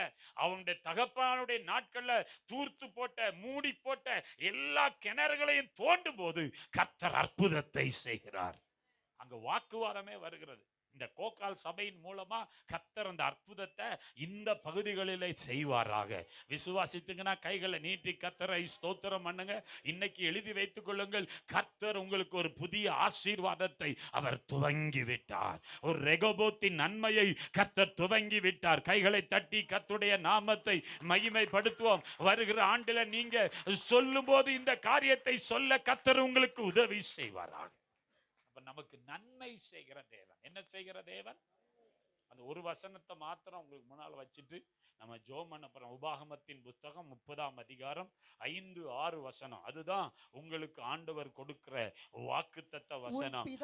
உன் பிதாக்கள் சுதந்தரித்திருந்த தேசத்தை, சுதந்தரிக்கிற அந்த தேசத்தை நீ சுதந்தரிக்கும்படிக்கு உன் தேவனாகிய கர்த்தர் அதில் உன்னை சேர்த்து உனக்கு நன்மை செய்து, இது வாக்குத்தத்தம் உங்களுக்கு. அங்க சொல்லப்பட்டிருக்கு, உனக்கு நன்மை செய்து உன் பிதாக்களை பார்க்கிலும் உன்னை பெருக பண்ணுவார். அல்லேலூயா. என்ன வாக்குத்தத்தம்? ஆண்டோடைய வார்த்தை என்ன சொல்லு தெரியுமா? உனக்கு நன்மை செய்து. பக்கத்துல முகத்தை பார்த்து சொல்லுங்க, ஆண்டவர் உனக்கு நன்மை செய்து உன்னை பெருக பண்ணுவார். சொல்லுங்க, வாய்த்தரன்னு சொல்லுங்க, கர்த்தர் உனக்கு நன்மை செய்து உன்னை பெருக பண்ணுவார். அப்ப ஆண்டவர் நன்மை செய்கிறவர். என்ன செய்கிறவர்? இந்த வேதம் முழுவதும் ஆண்டோடைய நன்மையை தியானிச்சா நிறைய தியானிக்கலாம். ஆனா இந்த அதிகாரத்திலிருந்து 3 காரியத்தை நான் உங்களுக்கு சொல்ல போறேன். அந்த நன்மையை பெற்றுக்கொள்ள நீங்க என்ன செய்யணும்ன்றத நான் சொல்றேன். ஆண்டவர் அதன்படி உங்களுக்கு உதவி செய்வார். அல்லேலூயா. இப்ப இருக்கிற நிலைமையிலிருந்து கர்த்தர் அடுத்த நிலைமைக்கு நம்மை மாற்ற போகிறார். விசுவாசிக்கிறவங்க கை நீட்டி ஆமேன்னு சொல்லுங்க. அப்ப உங்களுக்கு அந்த கடமை இருக்கு. இது அடுத்த நிலவுக்கு மாறணும்னா உங்களுக்கு அந்த கடமை இருக்கு. இப்ப இந்த வருஷத்துல உங்க பாஸ்டர் ஒரு லக்கு கொடுத்துப்பார், இத்தனை பேர் வரணும் சபைக்குன்னு ஒரு லக்கு கொடுத்துப்பார். எத்தனை பேர் அதை வச்சு ஜெபம் பண்றீங்கன்னு எனக்கு தெரியாது. ஆனா நான் சொல்லிக்கிட்டே தான் இருப்பேன். திருச்சபையில இருக்கிற ஊழியக்காண்ட மிக முக்கியமான வேலை, மெய்ப்பனுடைய தரிசனத்தை ஆடுகள் ஏற்றுக்கொண்டு அதற்கு செயல்படும் என்றால் சபை வளரும். சபை என்ன செய்யும்? வளரும். சண்டே டு சண்டே கிறிஸ்தவங்களா இருந்தா சபையை என்ன செய்ய முடியாது? வளர்க்க முடியாது. நம்ம எல்லா நாளும் தேவனுடைய ராஜ்யத்துக்குரியவர்களா இருக்க கர்த்தர் கிருபை தருவாராக. அப்ப இந்த இடத்துல என்ன வாசிக்கிறோம் பாருங்க. அந்த 30ஆம் அதிகாரம் 5வது வசனத்திலே விதமாய் வாசிக்கிறோம். அந்த வசனத்தை மாத்திரம் இன்றைக்கு உங்க மனசுல வச்சுக்கொள்ளுங்கள். பிதாக்கள் சுதந்தரித்திருந்த தேசத்தை நீங்கள் சுதந்தரிக்கும்படி. எல்லாரும் வாயை திறந்து சொல்லுங்க. கர்த்தர் இந்த பகுதியை சுதந்தரிக்கும்படி உன் தேவனாகிய கர்த்தர் அதில் உன்னை சேர்த்து உனக்கு நன்மை செய்து. உனக்கு என்ன செய்வாரா? நன்மை செய்து உன் பிதாக்களை பார்க்கிலும். அப்ப பிதாக்கள் யார்? ஆபிரகாம். பிதாக்கள் யார்? ஈசாக்கு. பிதாக்கள் யார்? யாக்கோபு. ஆண்டவர் சொன்னார், இந்த வேதத்துல அவங்கள தான் ஆசீர்வாதத்துல நம்ம எல்லா நேரங்களையும் குறிப்பிடுறோம். ஆபிரகாமை தான் குறிப்பிடுறோம். நம்முடைய தகப்பன் விசுவாசிகளின் தகப்பன். விசுவாசிகளின் தகப்பனை போல ஆசீர்வதிக்கப்பட்டது யாருமே இல்ல. வேதம் சொல்லுது பூமியே தாங்கலையா, பூமியே தாங்கலையா. ஆபிரகாம் எப்படி வந்த ஆண்டவருடைய வார்த்தையை கேட்டு தன் மனைவியை கூட்டிக்கிட்டு லோத்து ஒட்டி கொண்டவன். அவன் ஆண்டவருடைய வார்த்தை கேட்டு எந்த வார்த்தை மறுப்பு தெரிவிக்காம கர்த்தர் காண்பித்த தேசத்திற்கு புறப்பட்டு போனார். 12ஆம் அதிகாரத்துல வாசிக்கிறீங்க. 13ஆம் அதிகாரத்துல வாசிக்கும் போது ஆபிரகாம் சீமானா இருந்தான் என்று வாசிக்கிறோம். எப்படி வாசிக்கிறோம்? சீமானா இருந்தார். அவனை மகா பிரபு என்று அழைத்தார்கள். ஆனா அந்த ஆபிரகாமை காட்டிலும் கர்த்தர் உங்களை ஆசீர்வதிப்பேன்னு சொல்றாரு. விசுவாசித்தீங்கன்னா கை நீட்டி ஒரு அல்லேலூயா சொல்லுங்க. உங்கள் பிதாக்களை காட்டிலும். எப்படி சொல்றாரு? ஒருவேளை நீங்க செய்த வேலையை காட்டிலும் உங்க சந்ததியை கர்த்தர் ஆசீர்வதித்து தருவார். உங்க சந்ததி மூலம் கர்த்தர் மகிமையான காரியங்களை செய்வார். நான் சபையை பொறுப்பெடுத்தும் போது அந்த சபையில ஒரு இன்ஜினியர் இல்ல, ஒரு டாக்டர்ஸ் இல்ல, ஒரு +2க்கு மேல படிச்ச பிள்ளைகள் இல்ல. நான் ஆண்டவர்ட்ட ஜெபம் பண்ணேன், இந்த சபைக்குள்ள கர்த்தர் இப்படித்தான் வைக்கணும்னு ஜெபம் பண்ணேன். ஆனா இன்னைக்கு ஆண்டவர் அப்படி ஆசீர்வதித்து இருக்கிறார். இன்னைக்கு நான் சொல்ல நம்ம திருச்சபையில அப்படிதான், நம்ம சபையில அப்படிதான். நாம இந்த வேலைகள் எல்லாம் செய்து கொண்டிருந்தோம், இந்த வேலைகள் எல்லாம் செய்து கொண்டிருந்தோம். இதுக்கு வேலை செய்ய ஆள் வேணும், அது இல்லைன்னா ஒன்னும். ஆனா உங்க சந்ததி ஆண்டவர் ஆசீர்வதிப்பேன்னு சொல்றார். வேதம் சொல்லுது, உங்கள் பிதாக்களை காட்டிலும் நான் உங்களை என்ன செய்வேன்? உங்களுக்கு நன்மை செய்து உங்களை நான் என்ன செய்ய போறேன்? பெருக பண்ண போறேன். அப்ப ஆண்டவர் நன்மை செய்ய போகிறார். இந்த 2026 மே 1ஆம் தேதி தேவ சமூகத்துல வந்திருக்கிற கர்த்தருடைய பிள்ளைகளை 40 வருஷமா இந்த நாளை நினைச்சுக்கிட்டே இருக்கோம். 40 வருஷமா இந்த நாளை என்ன செஞ்சுட்டே இருக்கோம்? நினைச்சுக்கிட்டே இருக்கோம். தம்பி, இதை வச்சு எங்க பேச்செல்லாம் கெடுத்து விடாதீங்கப்பா. நான் அடிக்கடி சொல்லுவேன், இங்கேயும் போக முடியாது அங்கேயும் போக முடியாது, இங்கே நின்று பேசுங்க அப்படின்னா என்ன தெரியுமா? பாஸ்டர்ஸ் வேற எந்த வார்த்தையும் உள்ள விடாம இதுலயே ஒழுங்கா இருங்க அப்படின்றது தான் இந்த கேமரா. எடக்கு முடக்கா பேசாதீங்க அப்படின்றது தான் இந்த கேமரா. கேமரா எதுக்கு தெரியுமா? ஏசுநாதர் நம்மள சிசிடிவி போட்டு பாக்குறாரு இல்லையோ, இன்னைக்கு மற்றதெல்லாம் சிசிடிவி போட்டு என்ன செய்யறாங்க? பாத்துடுறாங்க. அதுக்கு கேமரா முன்னால வச்சுட்டு இப்படியே நிக்க வச்சிடறாங்க. ஒரு சிலருக்கு கேமரா ஃபேஸ் இருக்கலாம், இவங்கள மாதிரி ஆட்களுக்கு. எங்களை மாதிரி ஆட்களுக்கெல்லாம் ஒரு ஃபேஸும் கிடையாதப்பா. எங்களுக்கு ஏசுநாதர் ஃபேஸ் மாத்திரம் தான். அல்லேலூயா, அல்லேலூயா. இன்னைக்கு ஊனா எதையாவது எடிட் பண்ணி என்ன செஞ்சிடறான்? போட்டுடுறான். சர்ச்சில் பேசும்போது கவனமா பேசணும், இல்லைன்னா என்ன செஞ்சிடும்? பாஸ்டர் இப்படி பேசினாருன்னு ஒரே செகண்ட்ல ரீல்ஸ் போயிடும். அதுவும் ஒரு பக்கம் நல்லதுதான். எடக்க முடக்கா பேசாம ஒழுங்கா கர்த்தருடைய வார்த்தையை பேசுறதுக்கு. அரசியல்லாம் இங்க பேசக்கூடாது. தேவ சமூகத்தில் என்ன வரக்கூடாது? அரசியலுக்காக ஜெபம் பண்றோம். இங்க இருக்கிற கவுன்சிலர்களுக்காக நன்றி. நானும் அரசியலுக்காக அதிகமா ஜெபம் பண்ற ஆட்கள். நம்ம தேசத்துக்கு அதிகமா ஜெபம் பண்ணணும். நல்ல நபர்களை கர்த்தர் கொண்டு வருவதற்கு அதிகமா என்ன செய்யறோம்? ஜெபம் பண்றோம். சரி, இப்ப கவனிங்க. ஆண்டவர் சொன்னார், பிதாக்களை காட்டிலும் நான் உனக்கு என்ன செய்றேன்? நன்மை செய்து. அப்ப ஆண்டவர் செய்கிற அந்த 3 நன்மையை இங்க கவனிக்கிறோம். முதலாவது, ஆண்டவர் இந்த சபைக்கு இந்த வருஷத்துல ஆவிக்குரிய எழுச்சியை கொடுக்க போகிறார். கைகளை நீட்டி எல்லாம் கர்த்தரை ஸ்தோத்திரம் பண்ணுவான். எப்படிப்பட்டது? 3ஆம் வசனத்திலிருந்து 6ஆம் வசனம் வரைக்கும் வாசித்தீங்கன்னா ஆண்டவருடைய வார்த்தை என்ன சொல்லுதுன்னா, அவர்கள் சிதறி கிடந்தார்கள். என்ன கிடந்தாங்களா? இஸ்ரவேல் மக்கள் அவர்கள் சிதறி கிடந்தார்கள். அப்ப ஆண்டவர் சொல்றாரு, நான் எல்லாரையும் கூட்டி சேர்த்து அவங்கள நான் என்ன செய்ய போறேன், ஆசீர்வதிக்க போகிறேன். இன்றைக்கு நான் சொல்றேன் கர்த்தருடைய பிள்ளைகளே, இதோ சகோதரர்கள் ஒருமித்து வாசம் பண்ணுகிறது எத்தனை நன்மையும் அது எத்தனை இன்பமும் ஆனது என்று வாசிக்கிறோம். ஆண்டவர் இந்த நாட்கள்ல சபைக்கு மிக முக்கியமான ஒன்று, சபை ஆவிக்குரிய நிலைமையில எழுச்சி அடைய வேண்டும். என்ன அடையணும் அப்படின்னா என்ன அர்த்தம்? சபை இன்னைக்கு அதிகமா ஜெபிக்கிறதாய் மாறணும். இப்ப கடைசி காலத்துல ஜெப நாட்கள் குறைந்து கொண்டு வருகிறது, ஆராதனை நேரங்கள் குறைந்து கொண்டு வருகிறது. நான் ரட்சிக்கப்பட்ட காலத்துல இப்ப இவங்கள சொன்னாங்களே கிறிஸ்டோபர் அங்கிள்னு, எனக்கு எனக்கு நல்ல ஃபெமிலியர் அவர். நாங்க கோத்தகிரியில நான் அசம்பிளி சாங். இப்ப இவங்கள 85ல ஆரம்பி. நான் ரட்சிக்கப்படவே இல்லை. நான் ரட்சிக்கப்பட்டது 86ல. 86ல தான் இயேசுவை என் வாழ்க்கையில சொந்த ரட்சகரா ஏற்றுக்கொண்டவன். எங்க குடும்பம் 79ல எங்க அப்பா இயேசுவை அறிந்து கொண்டார். எங்களுக்கு ஒண்ணுமே தெரியாது. நான் பட்டையை அடிச்சுக்கிட்டு தான் ஸ்கூலுக்கே போவேன். எனக்கு பேரே பட்ட வடிவேல் தான். ஹலோ, என் பேர் என்னது? பட்ட வடிவேல். நான் 3 இப்படி போட்டிருப்பேன். அதுக்கு மேல ஒரு சந்தனம், அதுக்கு மேல ஒரு குங்குமம் வச்சிருப்பேன். அது போடாம வெளியவே போக மாட்டேன். அதனாலதான் என் பேர் வடிவேல்னே வச்சாங்க.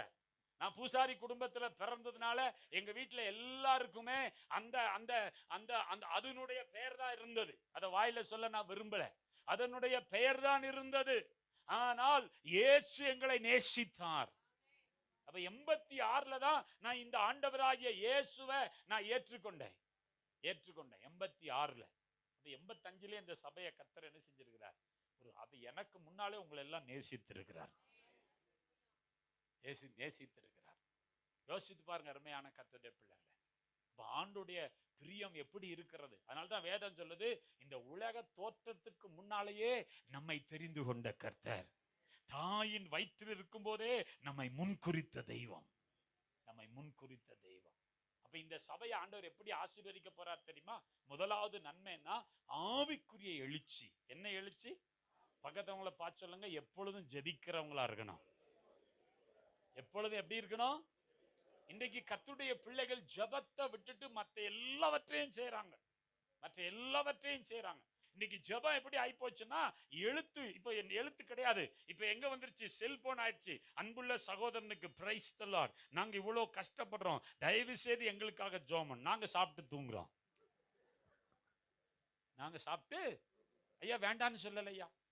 உங்களுக்காக ஒரு மீடியேட்டர், உங்களுக்காக ஜெபிக்கக்கூடிய நபர்களுக்காய் கர்த்தருக்கு ஸ்தோத்திரம்.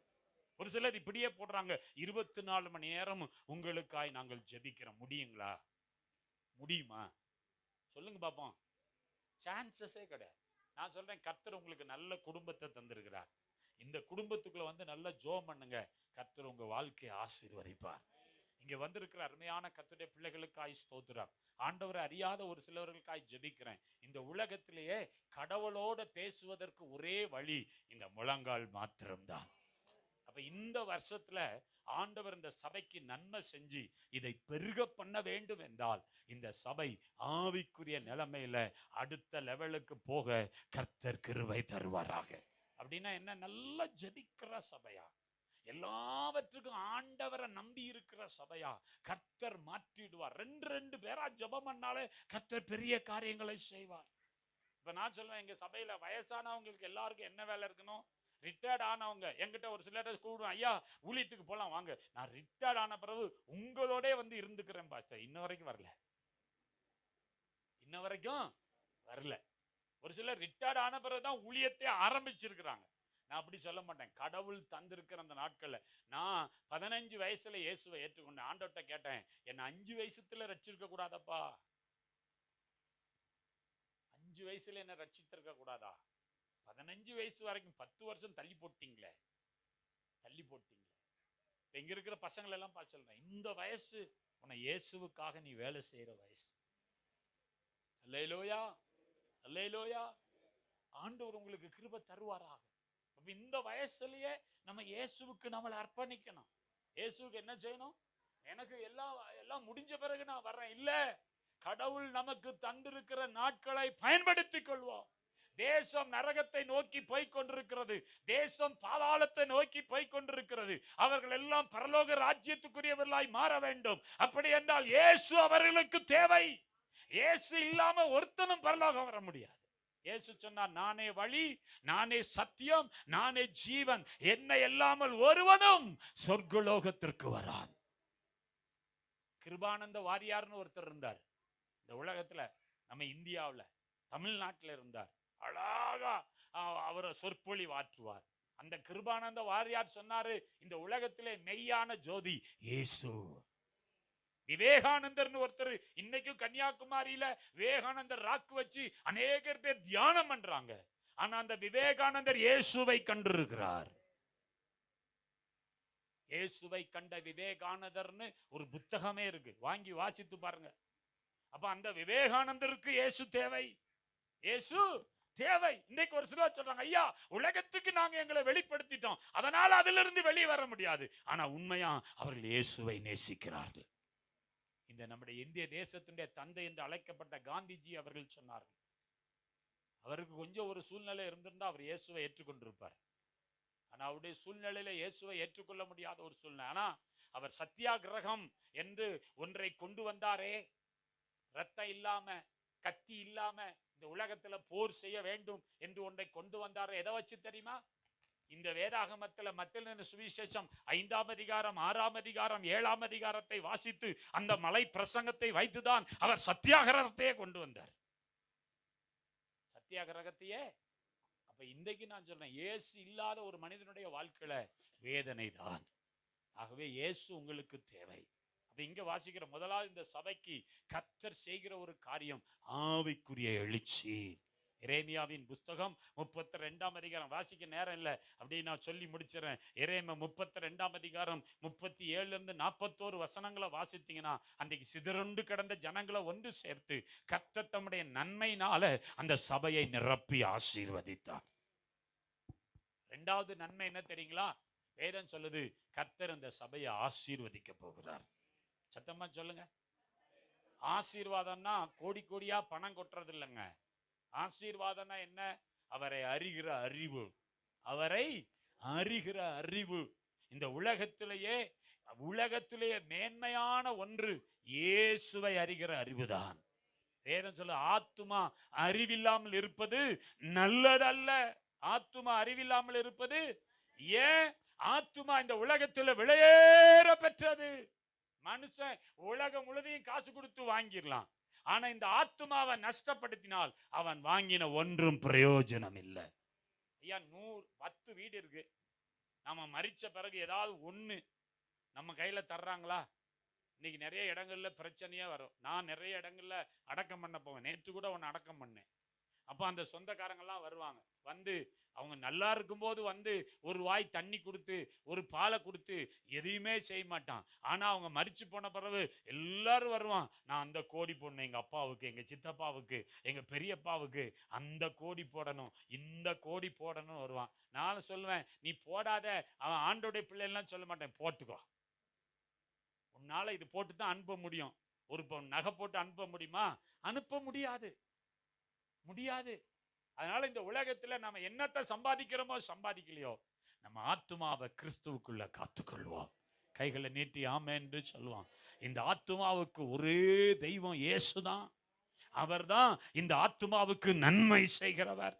அவரை இந்த ஆத்துமாவுக்கு இடம் கொடுத்துட்டீங்கன்னா இந்த பூமியிலும் வாழ்ந்திருக்கலாம், பரலோகத்திலும் வாழ்ந்திருக்க கர்த்தர் கிருபை தருவார். ரெண்டாவது, அந்த ஜனத்துக்கு கடவுள் கொடுத்த ரெண்டாவது ஆசீர்வாதம் அப்படின்னா, முதலாவது ஆவிக்குரிய எழுச்சி, ரெண்டாவது அந்த சபையை கர்த்தர் என்ன செய்தார்? ஆசீர்வதிப்பார். எரேமியா 31ஆம் அதிகாரம் 8 14 வசனம். 14வது வசனத்தை மாத்திர வாசிங்க. 14வது வசனத்தை மாத்திர வாசிங்க பார்க்கலாம். ஆசாரியர்களின் ஆத்மாவை கொழுமையானவைகளினால் பூரிப்பாக்குவேன், என் ஜனங்கள் நான் அளிக்கும் நன்மையினால் திருப்தியாவார்கள் என்று கர்த்தர் சொல்கிறார். நான் அளிக்கும் நன்மையினால் என்ன செய்வாங்களா? அப்ப ஆண்டவர் இந்த சபையை ஒரு விஷயம் திரும்ப எடுத்து கட்ட போகிறார். விசுவாசித்தீங்கன்னா கைகளை நீட்டி உங்க குடும்பத்தை ஆண்டவர் எழுத்து கட்டுவார். உங்க பிள்ளையுடைய வாழ்க்கையை கர்த்தர் எடுப்பித்து கட்டுவார். கர்த்தர் இந்த குடும்பத்துக்கு அப்படிப்பட்ட ஆசீர்வாதத்தை கர்த்தர் கட்டளையிட போகிறார்.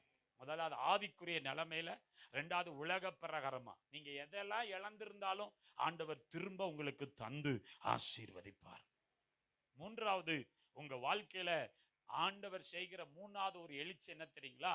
நீங்க எல்லாரும் அவருக்காய் வேலை செய்கிற ஒரு கிருபையை கர்த்தர் கட்டளையிடுவார்.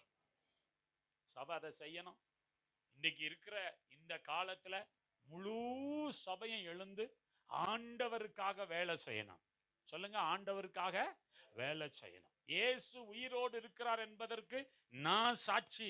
எத்தனை பேர் இந்த உலகத்துல இயேசு உயிரோடு இருக்கிறதுக்கு நான் சாட்சின்னு சொல்றீங்க? என்ன சொல்லல, உங்களை சொல்லுங்க பார்க்கலாம். எத்தனை பேர் சொல்றீங்க இயேசு உயிரோடு இருக்கிறார் என்பதற்கு நான் சாட்சி? அல்லேலூயா, அல்லேலூயா. அப்ப இயேசு உயிரோடு இருக்கிறார்.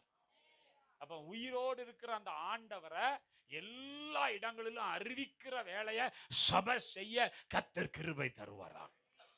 கர்த்தருக்கு நான் என்ன சொல்றேன்னா, எல்லா இடங்களும் ஜெபம் பண்ணணும். வானம் அவருடையது, பூமியும் அவருடையது, வெள்ளியும் அவருடையது, பொன்னும் அவருடையது. ஆண்டவர் சொன்னார், எழும்பி பிரகாசி, உன் ஒளி வந்தது, கர்த்தருடைய மகிமை உன்மேல் உதித்தது. உன் வெளிச்சத்திற்கு ஜாதிகளும் உன் ஒளி நடத்துக்கு ராஜாக்களும் என்ன செய்வாங்களாம்? நடந்து வருவார்கள். இப்ப இந்த கோக்கால், இந்த கண்ணேரி மூக்கல எவ்வளவு மக்கள் இருப்பாங்க ஐயா? 18,000 பேர் இருக்கிறாங்க. இப்ப நம்ம சபையில அதுல ஒரு தசமபாகம் கூட இல்லையா ஐயா? இருக்காங்களா? இருக்காங்களா? 18,000 பேர் இருக்காங்களாம். நம்ம சபைக்குள்ள அப்படி இல்லவே இல்லையே. ஒவ்வொரு ஏரியாலும் அது ஆண்டவர்கிட்ட கேட்கணும். நம்ம வெறும் பணத்துல மாத்திரம் கடவுளுக்கு கொடுக்க நினைக்கிறோம். இல்ல, நம்ம நேரம் அவருக்குரியது. இந்த இடத்துல அப்படி ஜெபம் பண்ணுவோம். 18,000 பேர்னா எவ்வளவு பேர் வரணும் உள்ள? 1800 பேர். போதுமா இந்த இடம்? இந்த இடம் போதுமா? வந்தோன்னு ஜெபம் பண்ணியாச்சு. வலது புறத்திலும் இடது புறத்திலும் இடம் கொண்டு பெருக கர்த்தர் கிருபை தருவார். நாம உடனே யோசிச்சிடக்கூடாது, நம்மள தானே பாஸ்டர் தந்துடும். ஆமா, இந்த ஆடுகள் தான் ஆண்டவருக்கு தேவை. இதுதான் ஆண்டவருக்கு எல்லாத்தையும் கொடுக்கும். இந்த மீன் வாயிலிருந்து தான் வெள்ளி பணம் வரும். அல்லேலூயா. இந்த மீன் வாயிலிருந்து என்ன வரும்? சத்தமா சொல்லுங்க, நீங்களே சொல்லுங்க. இந்த மீன் வாயிலிருந்து தான் வெள்ளி பணம் வரும். இதுலதான் வச்சிருக்கிறார் கர்த்தருடைய தேவையை சந்திக்க. நான் சபையில அடிக்கடி சொல்லுவேன், நம்ம சபை தேவைக்காக வேற யார்த்தையும் நான் போக மாட்டேன், உங்கள்கிட்ட தான் வருவேன். நோட்டீஸ் அடிச்சு ஊர் ஊரா எங்க சபை கட்டுறோம், அதை கொடுங்க இதை கொடுங்க. No no. நான் ஜனங்கள்கிட்டே சொல்லுவேன், நீங்க தேவனுடைய ஜனம். என்ன உங்களை மெய்ப்பனா வச்சிருக்கிறார். இந்த மெய்ப்பனை போஷிக்க வேண்டியது இந்த ஆடுதான். இன்னொரு ஆடு இந்த மெய்ப்பன் என்ன செய்யக்கூடாது? இந்த ஆட்டுல இருந்தா பால் கறந்து நான் குடிக்கணும். வேற எதுவும் என்ன செய்யக்கூடாது. ஆண்டவர் அப்படிதான் இதுவரைக்கும் செய்து கொண்டு வருகிறார். நீங்க தான் சபையை கட்டுகிறவர்கள், ராஜ்யத்தை பெருக பண்ணுகிறவர்கள். நீங்க தான் வலதுபுறத்திலும் இடதுபுறத்திலும் நன்மைகளை கொண்டு வரக்கூடியவர்கள். அல்லேலூயா. இந்த 3 காரியத்தை கர்த்தர் இந்த நன்மையை இந்த சபைக்கு செய்ய போகிறார். அதுதான் தேவன் எனக்கு சொல்லி கொடுத்தது. முதலாவது காரியம், ஆவிக்குரிய எழுச்சியை, நல்ல ஜெப வாழ்க்கையை, பரிசுத்த வாழ்க்கையை, ஆவியின் கனி உள்ள வாழ்க்கையை கர்த்தர் உங்க வாழ்க்கையில எடுப்பித்து கட்டுவார். இரண்டாவது, இந்த சபையை கர்த்தர் ஆசீர்வதிப்பார். எல்லா நன்மைகளினாலும் தேவன் நிரப்புவார். மூன்றாவது, ஆண்டவர் அவருக்கென்று வேலை செய்வதற்கு கர்த்தர் உங்களுக்குள்ளே கிருபைகளை கர்த்தர் கட்டளையிடுவார். உயிர்த்தெழுந்த இயேசுவின் வல்லமை உங்களோடு கூட இருக்கு. அப்ப நாம என்ன செய்யணும்? ஆண்டவர் நமக்கு வைத்திருக்கிற அந்த நன்மையை, ஏன்னா வனாந்தரம் முடிஞ்சிருச்சு, பாலும் தேனும் ஓடுகிற தேசத்துக்கு நேராய் வந்து விட்டோம். அப்ப அந்த பாலும் தேனும் ஓடுகிற தேசத்தை நம்ம சுதந்தரிக்கணும். அப்படின்னா என்ன செய்யணும்? முதலா சொல்ல இருக்கணும், அவரிடத்துல அதிகமா அன்பு கூறுங்க. ஹலோ, அவரிடத்துல முழுமையா என்ன செய்யுங்க? வாசிங்க உபாகம் 30ஆம் அதிகாரம் 20வது வசனம் வாசிங்க, ஜெபம் பண்ணுவோம். உபாகமம் 30ஆம் அதிகாரம் 20வது வசனம் 20வது வசனம் வாசிங்க. கர்த்தர் உன் பிதாக்களாகிய கர்த்தர் ஆபிரகாமுக்கும் உன் பிதாக்களாகிய ஆபிரகாமுக்கும் ஈசாக்குக்கும் யாக்கோபுக்கும் கொடுப்பேன் என்று அவர்களுக்கு அவர்களுக்கு ஆணையிட்டு கொடுத்த தேசத்தில் குடியிருக்கும்படிக்கு உன் தேவனாகிய கர்த்தரிடத்தில் என்ன செய்யணும்? அன்பு கூர்ந்து. பக்கத்துல பார்த்து எல்லாரும் சொல்லுங்க, முதலாவது தேவனிடத்திலே அன்பு கூறுங்கள். சத்தமா சொல்லுங்க, சத்தமா சொல்லுங்க, எல்லாரும் சொல்லுங்க. அப்ப ஆண்டவரிடத்துல எவ்வளவு நேசம் வைக்க வேண்டுமோ, பாசம் வைக்க வேண்டுமோ, அவ்வளவுக்கு அவ்வளவு ஆண்டவரிடத்துல அன்பு கூற வேண்டும். உபாகமம் 6ஆம் அதிகாரம் 5ஆம் வசனத்துல சொல்லியிருக்கு, எப்படி அன்பு கூறணுமா? உங்க முழு இருதயத்தோடும், உங்கள் முழு ஆத்துமாவோடும், உங்கள் முழு பலத்தோடும் கர்த்தரிடத்தில் என்ன செய்வாயாக? அன்பு கூறுவாயா. அதுதான் கற்பனையில முதலாவது கற்பனை. உன் தேவனாகிய கர்த்தரிடத்தில், சத்தமா சொல்லுங்க, ஆண்டவரை நேசிக்கிறேன்னு சொல்றவங்களா? இயேசுவை காட்டி கொடுத்த பேதுரு, இயேசுவை காட்டி கொடுத்த பேதுருவா? அப்புறம் எல்லாம் ஆணு தலையாடுறியா? இயேசுவை மறுதலிச்ச பேதுரு. யாருங்க காட்டி கொடுத்தது? யாரு? யூதாஸ். மறுதலிச்ச பேதுரு.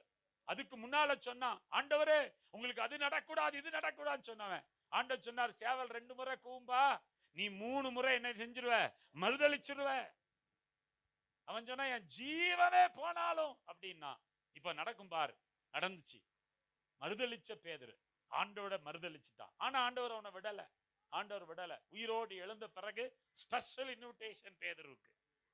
மற்ற எல்லாருக்கும் இன்விடேஷன் கொடுத்தாரு, ஸ்பெஷல் இன்விடேஷன் பேதுருக்கு கொடுத்துட்டு கூப்பிடுறாரு. கூப்பிட்டுட்டு அந்த அந்த அந்த வட்டத்துல எல்லாம் உட்கார்ந்து பேசிட்டு இருக்கிறாங்க.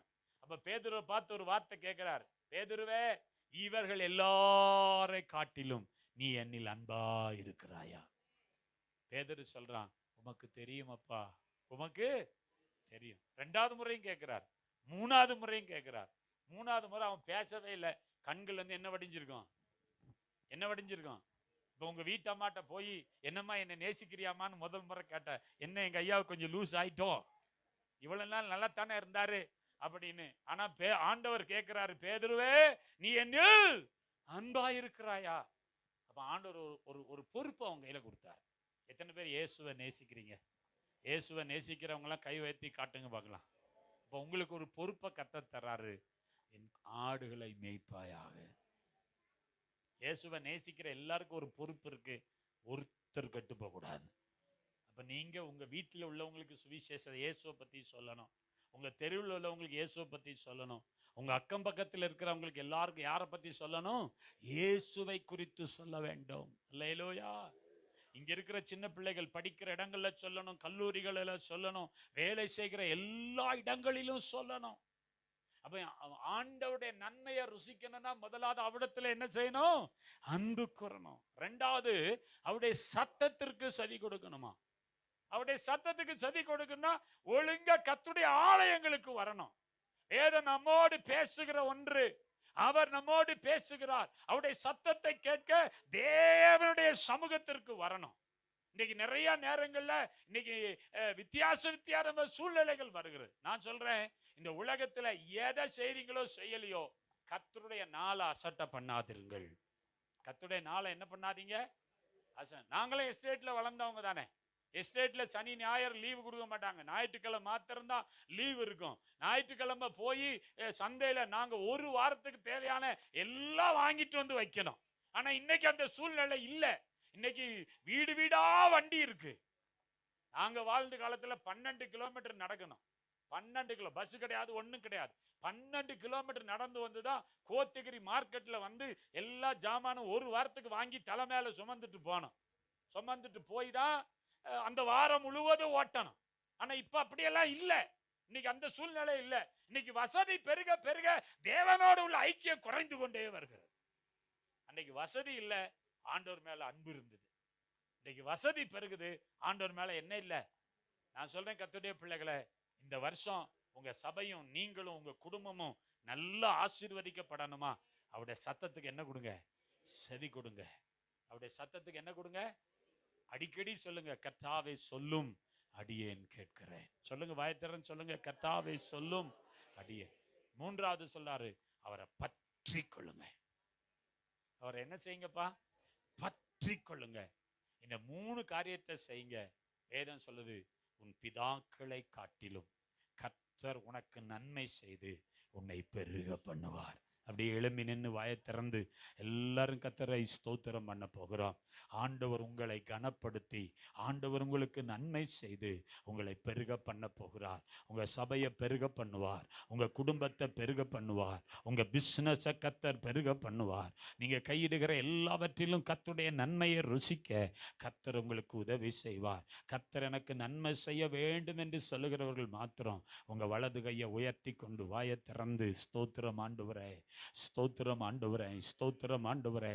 வாழ்க்கையில் எப்படியேப்பட்ட சூழ்நிலையில வந்திருந்தாலும் தேவனுடைய ஆலயத்துக்கு வந்திருக்கிற உனக்கை பார்த்து சொல்ல, சிங்கக்குட்டிகள் பட்டினி கிடக்கும், ஆனால் அவரை தேடுகிற உங்களுக்கு ஒரு நன்மையும் குறைபடாது. இன்றைக்கு அவரை தேடி வந்திருக்கிறீங்களே, இந்த 1ஆம் தேதி ஆண்டவர் உனக்கு பார்த்து சொல்லார், உனக்கு நன்மை செய்து உன்னை பெருக பண்ணுவேன் என்ற அந்த வாக்குத்தத்தத்தின் வல்லமை உங்கள் ஒவ்வொரு மேலும் வருகிறது, உங்கள் ஒவ்வொரு மேலும் வருகிறது. விசுவாசித்தீங்கன்னா கைகளை உயர்த்தி இந்த வார்த்தையின்படி எங்களை ஆசீர்வதியுமப்பான்னு சொல்லுங்க. ஊராபா ஹந்தரா கபா பாபா. இந்த வருடத்தில் உங்க வீடுகளில் ஒரு மாற்றத்தை கர்த்தர் கட்டளையிடுவார். உங்க குடும்ப சூழ்நிலைகளில் கர்த்தர் ஒரு மாற்றத்தை கட்டளையிடுவார். நீங்கள் எதிர்பார்க்கிற காரியங்களிலே கர்த்தர் ஒரு மாற்றத்தை கட்டளையிடுவார். தேவனாலே கூடாத காரியம் ஒன்றும் இல்லை. இந்த சபையின் எல்லா சூழ்நிலையிலும் கர்த்தர் ஒரு மாற்றத்தை நிச்சயம் கட்டளையிடுவார். கைகளை உயர்த்தி அப்படியே உள்ளத்தின் ஆழத்திலிருந்து ஹல்லேலூயா. உம்மை போல யாருண்டு, நன்மை செய்ய நீருண்டு, உம்மைத்தானே நம்புவேன் என் தேவா. உம்மைத்தான் எந்தன் வாழ்வில் ஆதாரமாய் நினைத்து உள்ள, நீரில்லா எந்தன் வாழ்க்கை வீணாய்த்தானே போகுதையா. உம்மைத்தான் எந்தன் வாழ்வில் ஆதாரமாய் நினைத்து உள்ள, நீரில்லா எந்தன் வாழ்க்கை வீணாய்த்தானே போகுதையா. எல் ஷடாய் ஆராதிப்பேன், எலோகிம் ஆராதிப்பேன், அடோனாய் ஆராதிப்பேன், இயேசுவா ஆராதிப்பேன். கலங்கி நின்ற என்னை கண்டு கண்ணீரை துடைத்தவரை, காலமெல்லாம் கண்மணி போல கரம் பிடித்து காத்தவரே. என்னோடு சேர்ந்து கலங்கி நின்ற என்னை கண்டு கண்ணீரை துடைத்தவரே, காலமெல்லாம் கண்மணி போல கரம் பிடித்து காத்தவரே. 2 கைகளை உயர்த்தி எல் ஷடாய் ஆராதிப்பேன், எலோகிம் ஆராதிப்பேன், அடோனாய் ஆராதிப்பேன், இயேசுவா ஆராதிப்பேன்.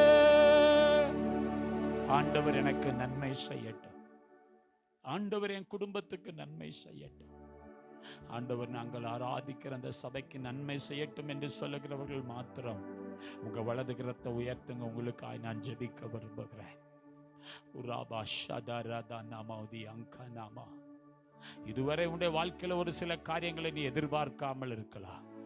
ஆனால் இந்த நாள் கர்த்தருடைய வாழ்க்கையின் எதிர்பார்ப்பை நிறைவேற்றுகிற ஒரு நாள். கர்த்தர் உன்மேல் நினைவாயிருக்கிறார். அந்த நினைவுகள் தீமைகள், அது சமாதானத்துக்கான நினைவுகளே. கர்த்தருடைய கரம் உங்கள் ஒவ்வொரு மேலும் வந்து அமருகிறது. குடும்பத்திலே நன்மை செய்யும்படி கர்த்தருடைய கரம் வந்து அமருகிறது. உங்க தனிப்பட்ட வாழ்க்கையில நன்மை செய்யும்படி கர்த்தருடைய கரம் உங்கள் மேல் வந்து அமருகிறது. இந்த சபைக்கு நன்மை செய்யும்படி கர்த்தருடைய கரம் உங்கள் மேல் வந்து அமருகிறது.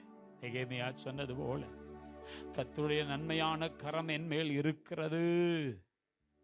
அவருடைய நன்மையான கரம் இந்த சபையின் மேல் வந்து அமர்ந்திருக்கிறது.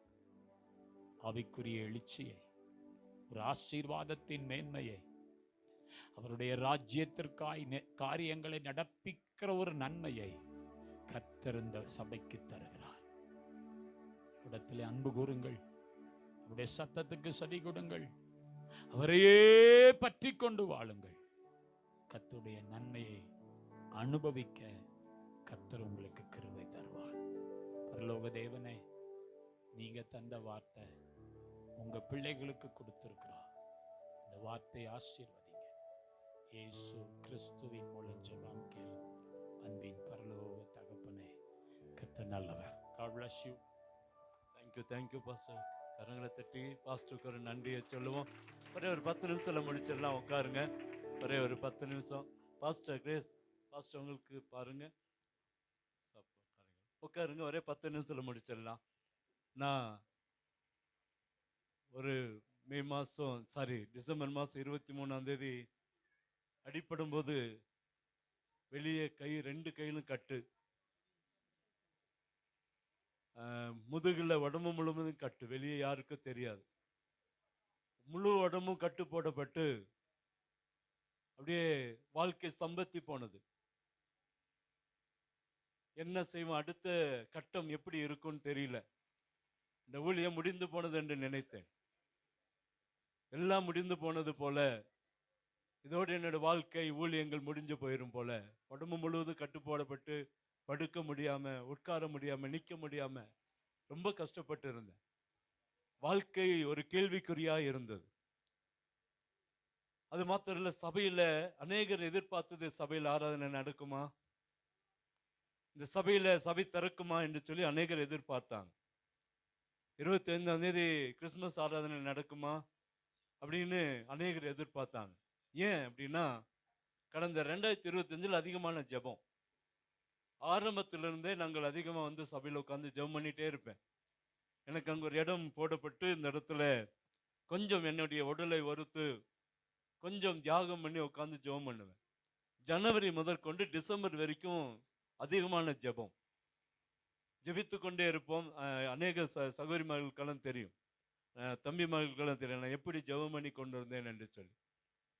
அப்போது ஒவ்வொரு நாளும் வந்து சபையில் உட்காந்து ஜெபம் பண்ணிட்டே இருந்தேன். இந்த கடைசி நாட்களில் என்ன நடந்ததுன்னா, டிசம்பர் மாதம் பாஸ்ட் வந்து சபையில் நிற்கக்கூடாது, கிறிஸ்துமஸ் அன்னைக்கு சபையில் இருக்கக்கூடாது, நியூ இயர் சர்வீஸில் பாஸ்ட் நிற்கக்கூடாது. அப்படிப்பட்ட காரியங்கள், தந்திரங்கள், மந்திரங்கள் நடந்தது. ஆனால் என்னுடைய வாழ்க்கை முடிந்துடும் அப்படின்னு நினச்சிதான் இருந்தேன். ஆனால் 25ஆம் தேதி கட்டோடு கூட சால்வை பற்றி வந்து அந்த இடத்துல உட்காந்தேன். நியூ இயர் சர்வீஸில் நான் இருக்கக்கூடாதுன்னு சொல்லி எங்களுடைய குடும்பத்திலேயே அநேகர் நினைச்சாங்க. ஹாஸ்பிட்டல் போகணும், இவன் ஹாஸ்பிட்டலுக்கு கொண்டு போய் அட்மிட் பண்ணணும், கையிலெல்லாம் பிளேட் வைக்கணும், கங்கா ஹாஸ்பிட்டலுக்கு கொண்டு போகணும், என்னென்னோ பண்ணி பிளான் பண்ணாங்க.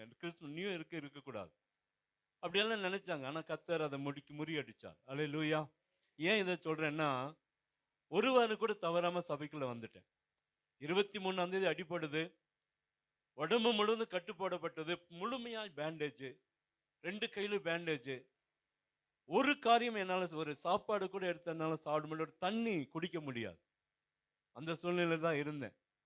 ஆனால் இன்னைக்கு ஏன் இதை சொல்றேன்னா, ஆண்டவர் பாருங்க இந்த செய்தியில ஒரு அழகா சொல்றாரு பாருங்க, இந்த சபையில ஒரு மாற்றத்தை கர்த்தர் தருவேன்னு சொல்றார். சபையே நடக்கக்கூடாதுன்னு நினைச்ச ஆட்களுக்கு முன்பாக சபை பூட்டப்படும், இந்த சபையில் இருக்கிற ஆட்கள் எல்லாம் பின்மாறி போயிடுவாங்க அல்லது வேறு சபைக்கு போயிடுவாங்கன்னு நினைச்ச ஆட்களுக்கு முன்பாய் மீண்டுமா இந்த 41ஆவது ஆண்டை பார்க்க கர்த்தர் கிருபை கொடுத்தான். முழுமையாய் கட்டு. ஒரு 3 மாதங்கள் என்னுடைய வாழ்க்கையில நரகத்தை நான் அனுபவித்திருக்கிறேன். குளிக்க முடியாது, என் மனைவி தான் என்னை குளிக்க வைக்கணும், சாப்பாடு ஊட்ட முடியாது, அவங்க தான் எனக்கு செய்யணும் எல்லாமே. நைட்டான சாம் சொல்லுவான், என்னோடு கூட படுத்து அவன் தான் காரியம் செய்வான், பகலெல்லாம் என் மனைவி என் கூட இருப்பாங்க. ஒரு தண்ணி பிளாஸ்கில் கூட திருப்பி அதை என்னால் குடிக்க முடியாது. ஆனால் அப்போ நிறைய பேர் நினைச்சாங்க, இந்த சபை அதோட என்ன செஞ்சிடும், முடிஞ்சிடும் போல, பாஸ்ட் வரமாட்டார் போல, இந்த கிறிஸ்துமஸ் ஆராதனை நடக்காது போல. ஆனால் கிறிஸ்துமஸுக்கு நான் வந்தேன், ஆராதனையில் வந்து உட்காந்தேன். நியூ இயர் சர்வீஸ் நடக்காது போலன்னு நினைச்சாங்க. ஆனால் நியூ இயர் சர்வீஸில் வந்து முதல் பழைய ஆராதனையில் பாஸ்டமா பேசுனாங்க, 2வது ஆராதனையில் நான் தான் அந்த வாக்குத்தத்த ஆராதனையை கையை எதுவுமே பண்ணாமல் இப்படியே நின்றுகிட்டே கொடுத்தேன். ஏன் அப்படின்னா, எனக்குள்ள ஒரு வைராக்கியம் என்னன்னா, இந்த பிசாசுக்கு முன்பாய் நாம கை கட்டி நின்றக்கூடாது. கர்த்தருடைய ஜெயம், கர்த்தருடைய நாம உயர்த்தப்படணும். இன்னைக்கு அந்த செய்தியில கர்த்தர் ஒரு அற்புதமான வார்த்தை கொடுத்திருக்கிறார். கத்தர் இந்த ஆவிக்குரிய வாழ்க்கையில கத்தர் சேவை எல்லாரையும் கூட்டி சேர்ப்பேன்னு சொல்லி இருக்கிறார். ரெண்டாவது பாருங்க, அவர் இந்த சபை ஆசீர்வதிக்கிறேன்றார். திரும்ப சபை கட்டப்படும் பாருங்க. அதான் அதுக்குதான் இந்த காரியத்தை சொன்னேன். உடைக்கப்பட்டு நொறுக்கப்பட்டு ஒன்றுமில்லாமல் நின்ன ஆச்சரியப்பொருள் கத்தர் என்னை உயர்த்தி வைத்தார். அப்போ திரும்பியுமா சபையை கட்டுவிக்கிறேன்னு சொல்றார். மூணாவது பார்த்தீங்களா, இயேசு உயிரோடு இருக்கிறார். அவருடைய வேலையை நம்ம செய்யணும், அவருடைய சத்தத்தை கேட்கணும். அல்லேலூயா.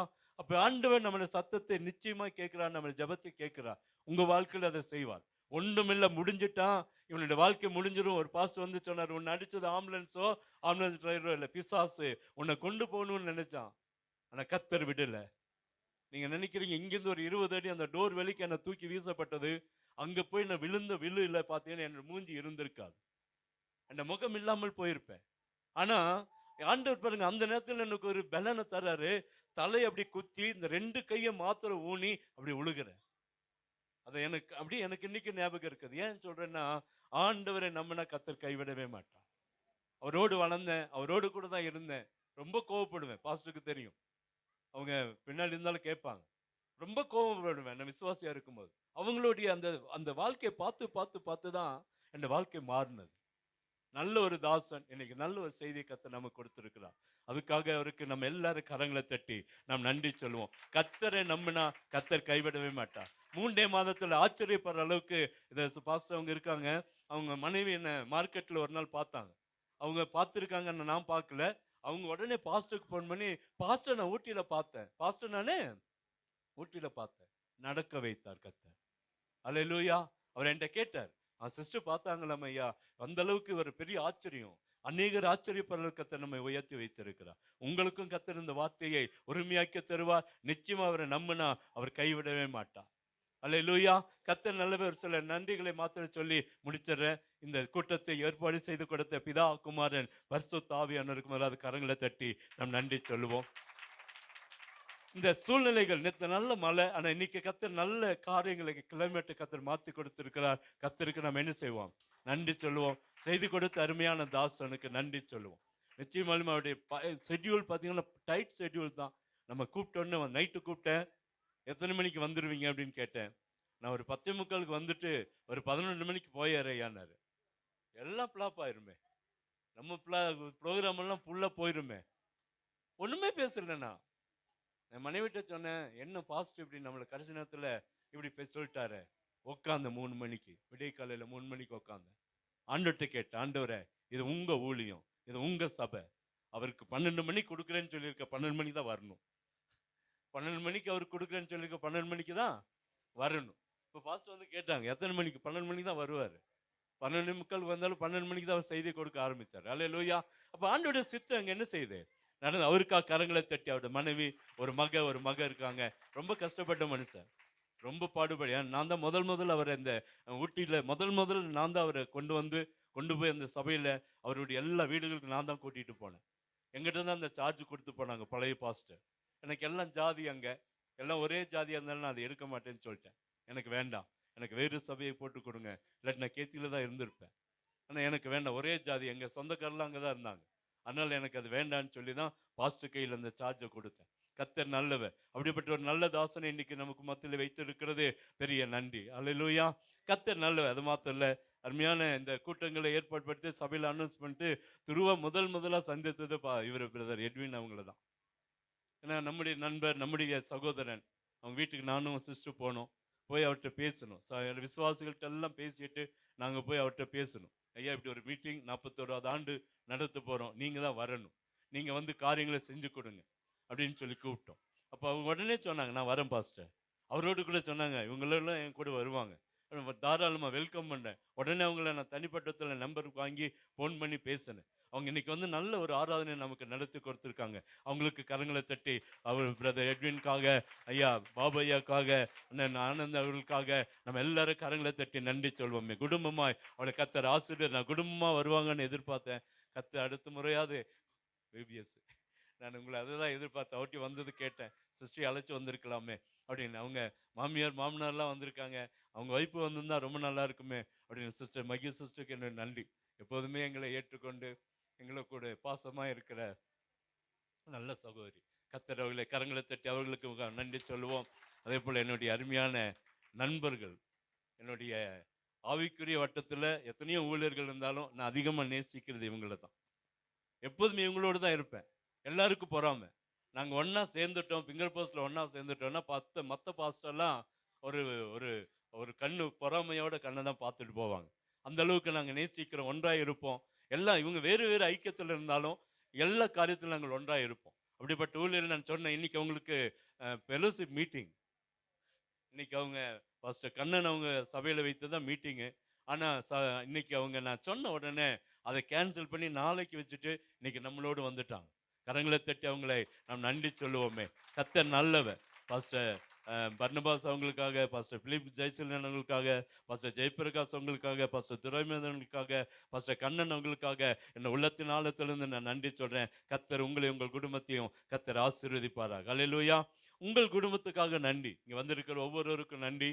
நாங்கள் சொன்னதும் அழைப்பை கேட்டு வந்திருக்கீங்க. இது ஒரு பண்டிகை, நம்முடைய பண்டிகை. இந்த வருஷத்துல ஒரு முடியாது இப்படி ஒரு பண்டிகை கொண்டாட கர்த்தர் உங்களோடு கூட நம்மோடு கூட இருக்கிறதுக்காக நாம் நன்றி சொல்லுவோம். கர்த்தர் பெரிய காரியங்களை செய்வாராக. அல்லேலூயா. அதே போல இன்னைக்கு புதிதாய் வந்த அருமையான சகோதரர்கள், நான் கிருபாட்டாலாம் ஃபோன் பண்ணி பேசினேன். தம்பி எப்படி இருக்கீங்கப்பா? நல்லா இருக்கீங்களா? எங்கள் சர்ச்சில் ஆண்டுலா வச்சுருக்கப்பா. பாஸ்டர் நான் குடும்பமாக வரேன் பாஸ்டர். பிரியா இப்போ அவர்கிட்ட பேசினேன். ரங்கராஜ் வர முடியலன்னா அவர்கிட்ட மனைவி வந்திருக்காங்க. எங்கே அவங்களோடு கூட நன்றி. அவங்களுக்கு என்னுடைய உள்ளத்தின் ஆழத்திலேருந்து நன்றி சொல்கிறேன். சரண்யாட்ட பேசணும். சரண்யா வந்திருக்காங்க. பாய்காஸ்ட்டை கூப்பிட்டேன். நான் வந்துடுவேன் பாஸ்டர் அப்படின்னாங்க. நம்முடைய பிள்ளைகள் அநேகருக்கு அழைப்பு கொடுத்தோம். வந்திருக்கிறீர்கள். கர்த்தர் உங்களை ஆசீர்வதிப்பாராக. அதே போல் பிறந்த நாளை கொண்டாடின அருமையான ஐயாவுக்கு இன்னொரு முறை கூட கரங்களை தட்டி நம்ம வாழ்த்துவோம். இந்த வாழ்த்துதல் அவருக்கு கேக்கு கொடுத்தா போகும்போது ஒரு நல்ல ஒரு பெரிய கேக்கு தருவார்னு நம்புகிறோம். கர்த்தர் பெரிய காரியங்களை செய்வாராக. அதே போல் நம்முடைய அருமையான குடும்பங்கள், நான் அதிகமாக நேசிக்கிற குடும்பங்கள், அதிகமாக பாசம் வைத்திருக்கிற பிள்ளைகள் இன்னைக்கு நம்மோடு இருப்பது பெரிய சந்தோஷம். அல்லேலூயா. அவங்களுக்கும் கரங்களை தட்டி நாம் வாழ்த்துவோம். அதே போல் என்னுடைய விசுவாச பிள்ளைகளுக்கு கூட்டம் இப்படி வைத்தோம் என்று சொன்ன உடனே அந்த நாள்லேருந்து ஜெபித்து நோட்டீஸ் கொடுத்து பல இடங்களுக்கு கடந்து போய் வந்து அநேக கஷ்டப்பட்டுருக்காங்க. இன்னைக்கு வரைக்கும் கஷ்டப்பட்டு கொண்டு தான் இருக்கிறாங்க. எல்லாருக்கும் என்னுடைய உள்ளத்தின் ஆழத்திலிருந்து நான் என்னுடைய நன்றியை திருப்பி சொல்லுவோன்னு தெரியல. ஒவ்வொரு காரியத்திலும் பந்தல் போட்டதிலிருந்து, ஆகார காரியங்களிலிருந்து, அந்த பாத்திரங்கள் கொண்டு வந்ததிலிருந்து எல்லா காரியங்களுமே பொறுப்பெடுத்து நடத்தின ஒவ்வொரு விசுவாசிகளுக்கு நான் பேரை சொல்ல விரும்பல. கர்த்தர் அதே போல பர்ச்சேஸ் எல்லாம் இந்த வருஷம் நாங்கள் போகவே இல்லை. தம்பியை பர்ச்சேஸ் பண்ணி வண்டியில் எல்லாத்தையும் கொண்டு வந்துட்டாங்க. பிரபு அவங்களுக்கு என்னுடைய உள்ளத்தின் ஆழத்திலிருந்து நன்றியை சொல்றேன். கர்த்தர் உங்களை ஆசிரியர் தம்பி மாதேவன் ஐயா, அந்தோனி ஐயா, அதே போல சந்தேசர் ஐயா, சிஸ்டர் ராணி சிஸ்டர், இன்னும் ஒவ்வொருத்தர் பேரையும் நான் சொல்றேன். சிஸ்டர் பாக்கியாஸ்டர், தீமத் ஐயா, அதே போல நீலமாஸ்டர், ஒவ்வொருத்தருக்கும் என்னுடைய உள்ளத்தின் ஆழத்திலிருந்து நன்றி. கர்த்தர் உங்களை ஆசீர்வதிப்பாராக. அதே போல இன்றைக்கு காலையில இந்த சபையில் இந்த காரியங்களுக்கு உதவி செய்தவங்களுக்கு நன்றி. அதே போல ஜெபித்த, கொடுத்த, உதவின உங்களுக்கு என்னுடைய நன்றி. ஒரு சகோதரர்கிட்ட அங்கே சென்னையில் பேசிகிட்டு இருந்தோம். திடீர்னு பாஸ்டர் உங்களுக்கு ஏதாச்சும் ஒரு ஹெல்ப் பண்ணணும் அப்படின்னாரு. அப்போ நான் சொன்னேன், நன்றி ஐயா, தேங்க்யூ, ஏதாச்சும் பண்ணுங்க. திடீர்னு தினத்தில் ஒரு 5000 ரூபாயை அவர் என்னுடைய அக்கௌண்ட்டில் போட்டு இருக்கிறார். அவருக்கு என்னுடைய உள்ளத்தி பாஸ்டர் பிரதர் ராஜா அவங்களுக்கு என்னுடைய உள்ளத்தின் ஆழத்திலிருந்து நன்றி சொல்கிறேன். அதே போல் ஐயா எடின் ஐயா அவங்களுக்கு என்னுடைய உள்ளத்தின் ஆழத்திலிருந்து நன்றி சொல்கிறேன். கர்த்தர் கவுன்சிலர் அவங்களுக்கு என்னுடைய உள்ளத்தின் ஆழத்திலிருந்து நன்றி சொல்கிறேன். போயிட்டாங்களா? அவங்க கூப்பிட்ட உடனே வந்தாங்க. அவங்களுக்கு என்னுடைய நன்றி. கர்த்தர் உங்களை ஆசீர்வதிப்பார். அதே போல் எங்களுடைய ஆண்டி விஜயா ஆண்டி கோத்தகிலிருந்து வந்திருக்காங்க. நம்ம அதிகாலை ஜெபத்தில் இருப்பாங்க. அவங்களுக்கு என்னுடைய நன்றி. அதே போல் அவங்க ஜெசி இன்னைக்கு தான் முதலாக இந்த சபைக்குள்ள வந்திருக்காங்க. அவங்களுக்கு என்னுடைய நன்றி. கர்த்தர் உங்களை ஆசீர்வதி. அதே போல் தம்பி அவங்களுக்கு என்னுடைய நன்றி. ஒரு கோயிலுடைய பூசாரி, ஒரு பாரம்பரியத்தில் இன்னைக்கு இந்த சபைக்குள்ள இருப்பது பெரிய சந்தோஷம். கர்த்தர் அவர்களை ஆசீர்வதிப்பாராக. அல்லேலூயா. கர்த்தர் நல்லவர். அதே போல் என் அழைப்பை ஏற்று வந்திருக்கிற ஒவ்வொருவருக்கும் என் உள்ளத்தின் ஆழத்திலிருந்து நன்றி சொல்றேன். கர்த்தர் உங்களை ஆசீர்வதிப்பாராக. வராதவர்களுக்காக நிறைய பேர் வரல, ஆனால் வந்தவர்களுக்கு என்னுடைய நன்றி. கர்த்தர் உங்களை ஆசீர்வாதம். அப்படியே கண்களை மூடி ஜெபம் பண்ணுவோமா? கர்த்தர் பெரிய காரியங்களை செய்வாராக. பாஸ்டர் கண்ணன் அவங்க வந்து ஒரு ஜெபத்தை ஏறெடுப்பார்கள். முடிந்தது நாம் ஜெபத்தை செய்வோம். இஸ்ரவேலின் துதிகளுக்குள் வாசம் செய்யும் அன்பின் பரலோக பிதாவே, பரிசுத்த நாளிலும் ஆண்டவரே, இந்த நாளிலே 41ஆம் ஆண்டு நாளுக்காக நன்றியோடு உங்கள் சமூகத்தில் நாங்கள் நினைக்கிறோம் ஐயா. கொடுத்த வாக்குத்தத்த வசனங்கள் நிமித்தமாக சபைகள் பெருகி பெருகணும் ஐயா. அதே போல மந்தைகள் பெருகிற போல நான் மனுஷரிலும் பெருக பண்ணுவேன் என்று சொன்ன வாக்குத்தத்தம் இந்த சபையிலே பெருகட்டும். ஆசீர்வாதங்கள் காணட்டும். கொடுத்த சத்தியத்தின் நிமித்தமும் இதை காட்டிலும் மேன்மையானவைகளை காண்பாய் என்று சொல்லி வார்த்தைகள் சொல்லுகிறபடியே ஆக கடவுது என்று சொல்லி நாங்கள் ஜெபிக்கிறோம், துதிக்கிறோம், சோதரிக்கிறோம் ஆண்டவரே. அதே போல ஆண்டவரே, நீ சொல்ல நினைப்பது ஒருபோதும் தடைபடாது ஆண்டவரே. அப்பா, இந்த நாளிலும் ஆண்டவரே கொடுத்த வாக்குத்தத்த வசனத்தின்படியே ஆண்டவரே இதை பழகுவோம் பெருகும் பண்ணுவேன் என்று சொன்னீங்க. அதே போல ஆண்டவரே, முந்தின திராட்சை ரசத்தை பார்க்கலாம் பிந்தின ரசம் ஆண்டவரை அதை காட்டிலும் மேன்மைப்படுத்தி ஆசீர்வதிக்கிற தெய்வம் நீர் அப்பா. ஆண்டவரே, முந்தின ஆலயத்தை பார்க்கலாம் பிந்தின ஆலயம் என்று சொல்லி அதே வசனத்தின் நிமித்தம் ஆண்டவர் இன்னும் பெருக பண்ணுகிற ஆண்டவர் நீரப்பா.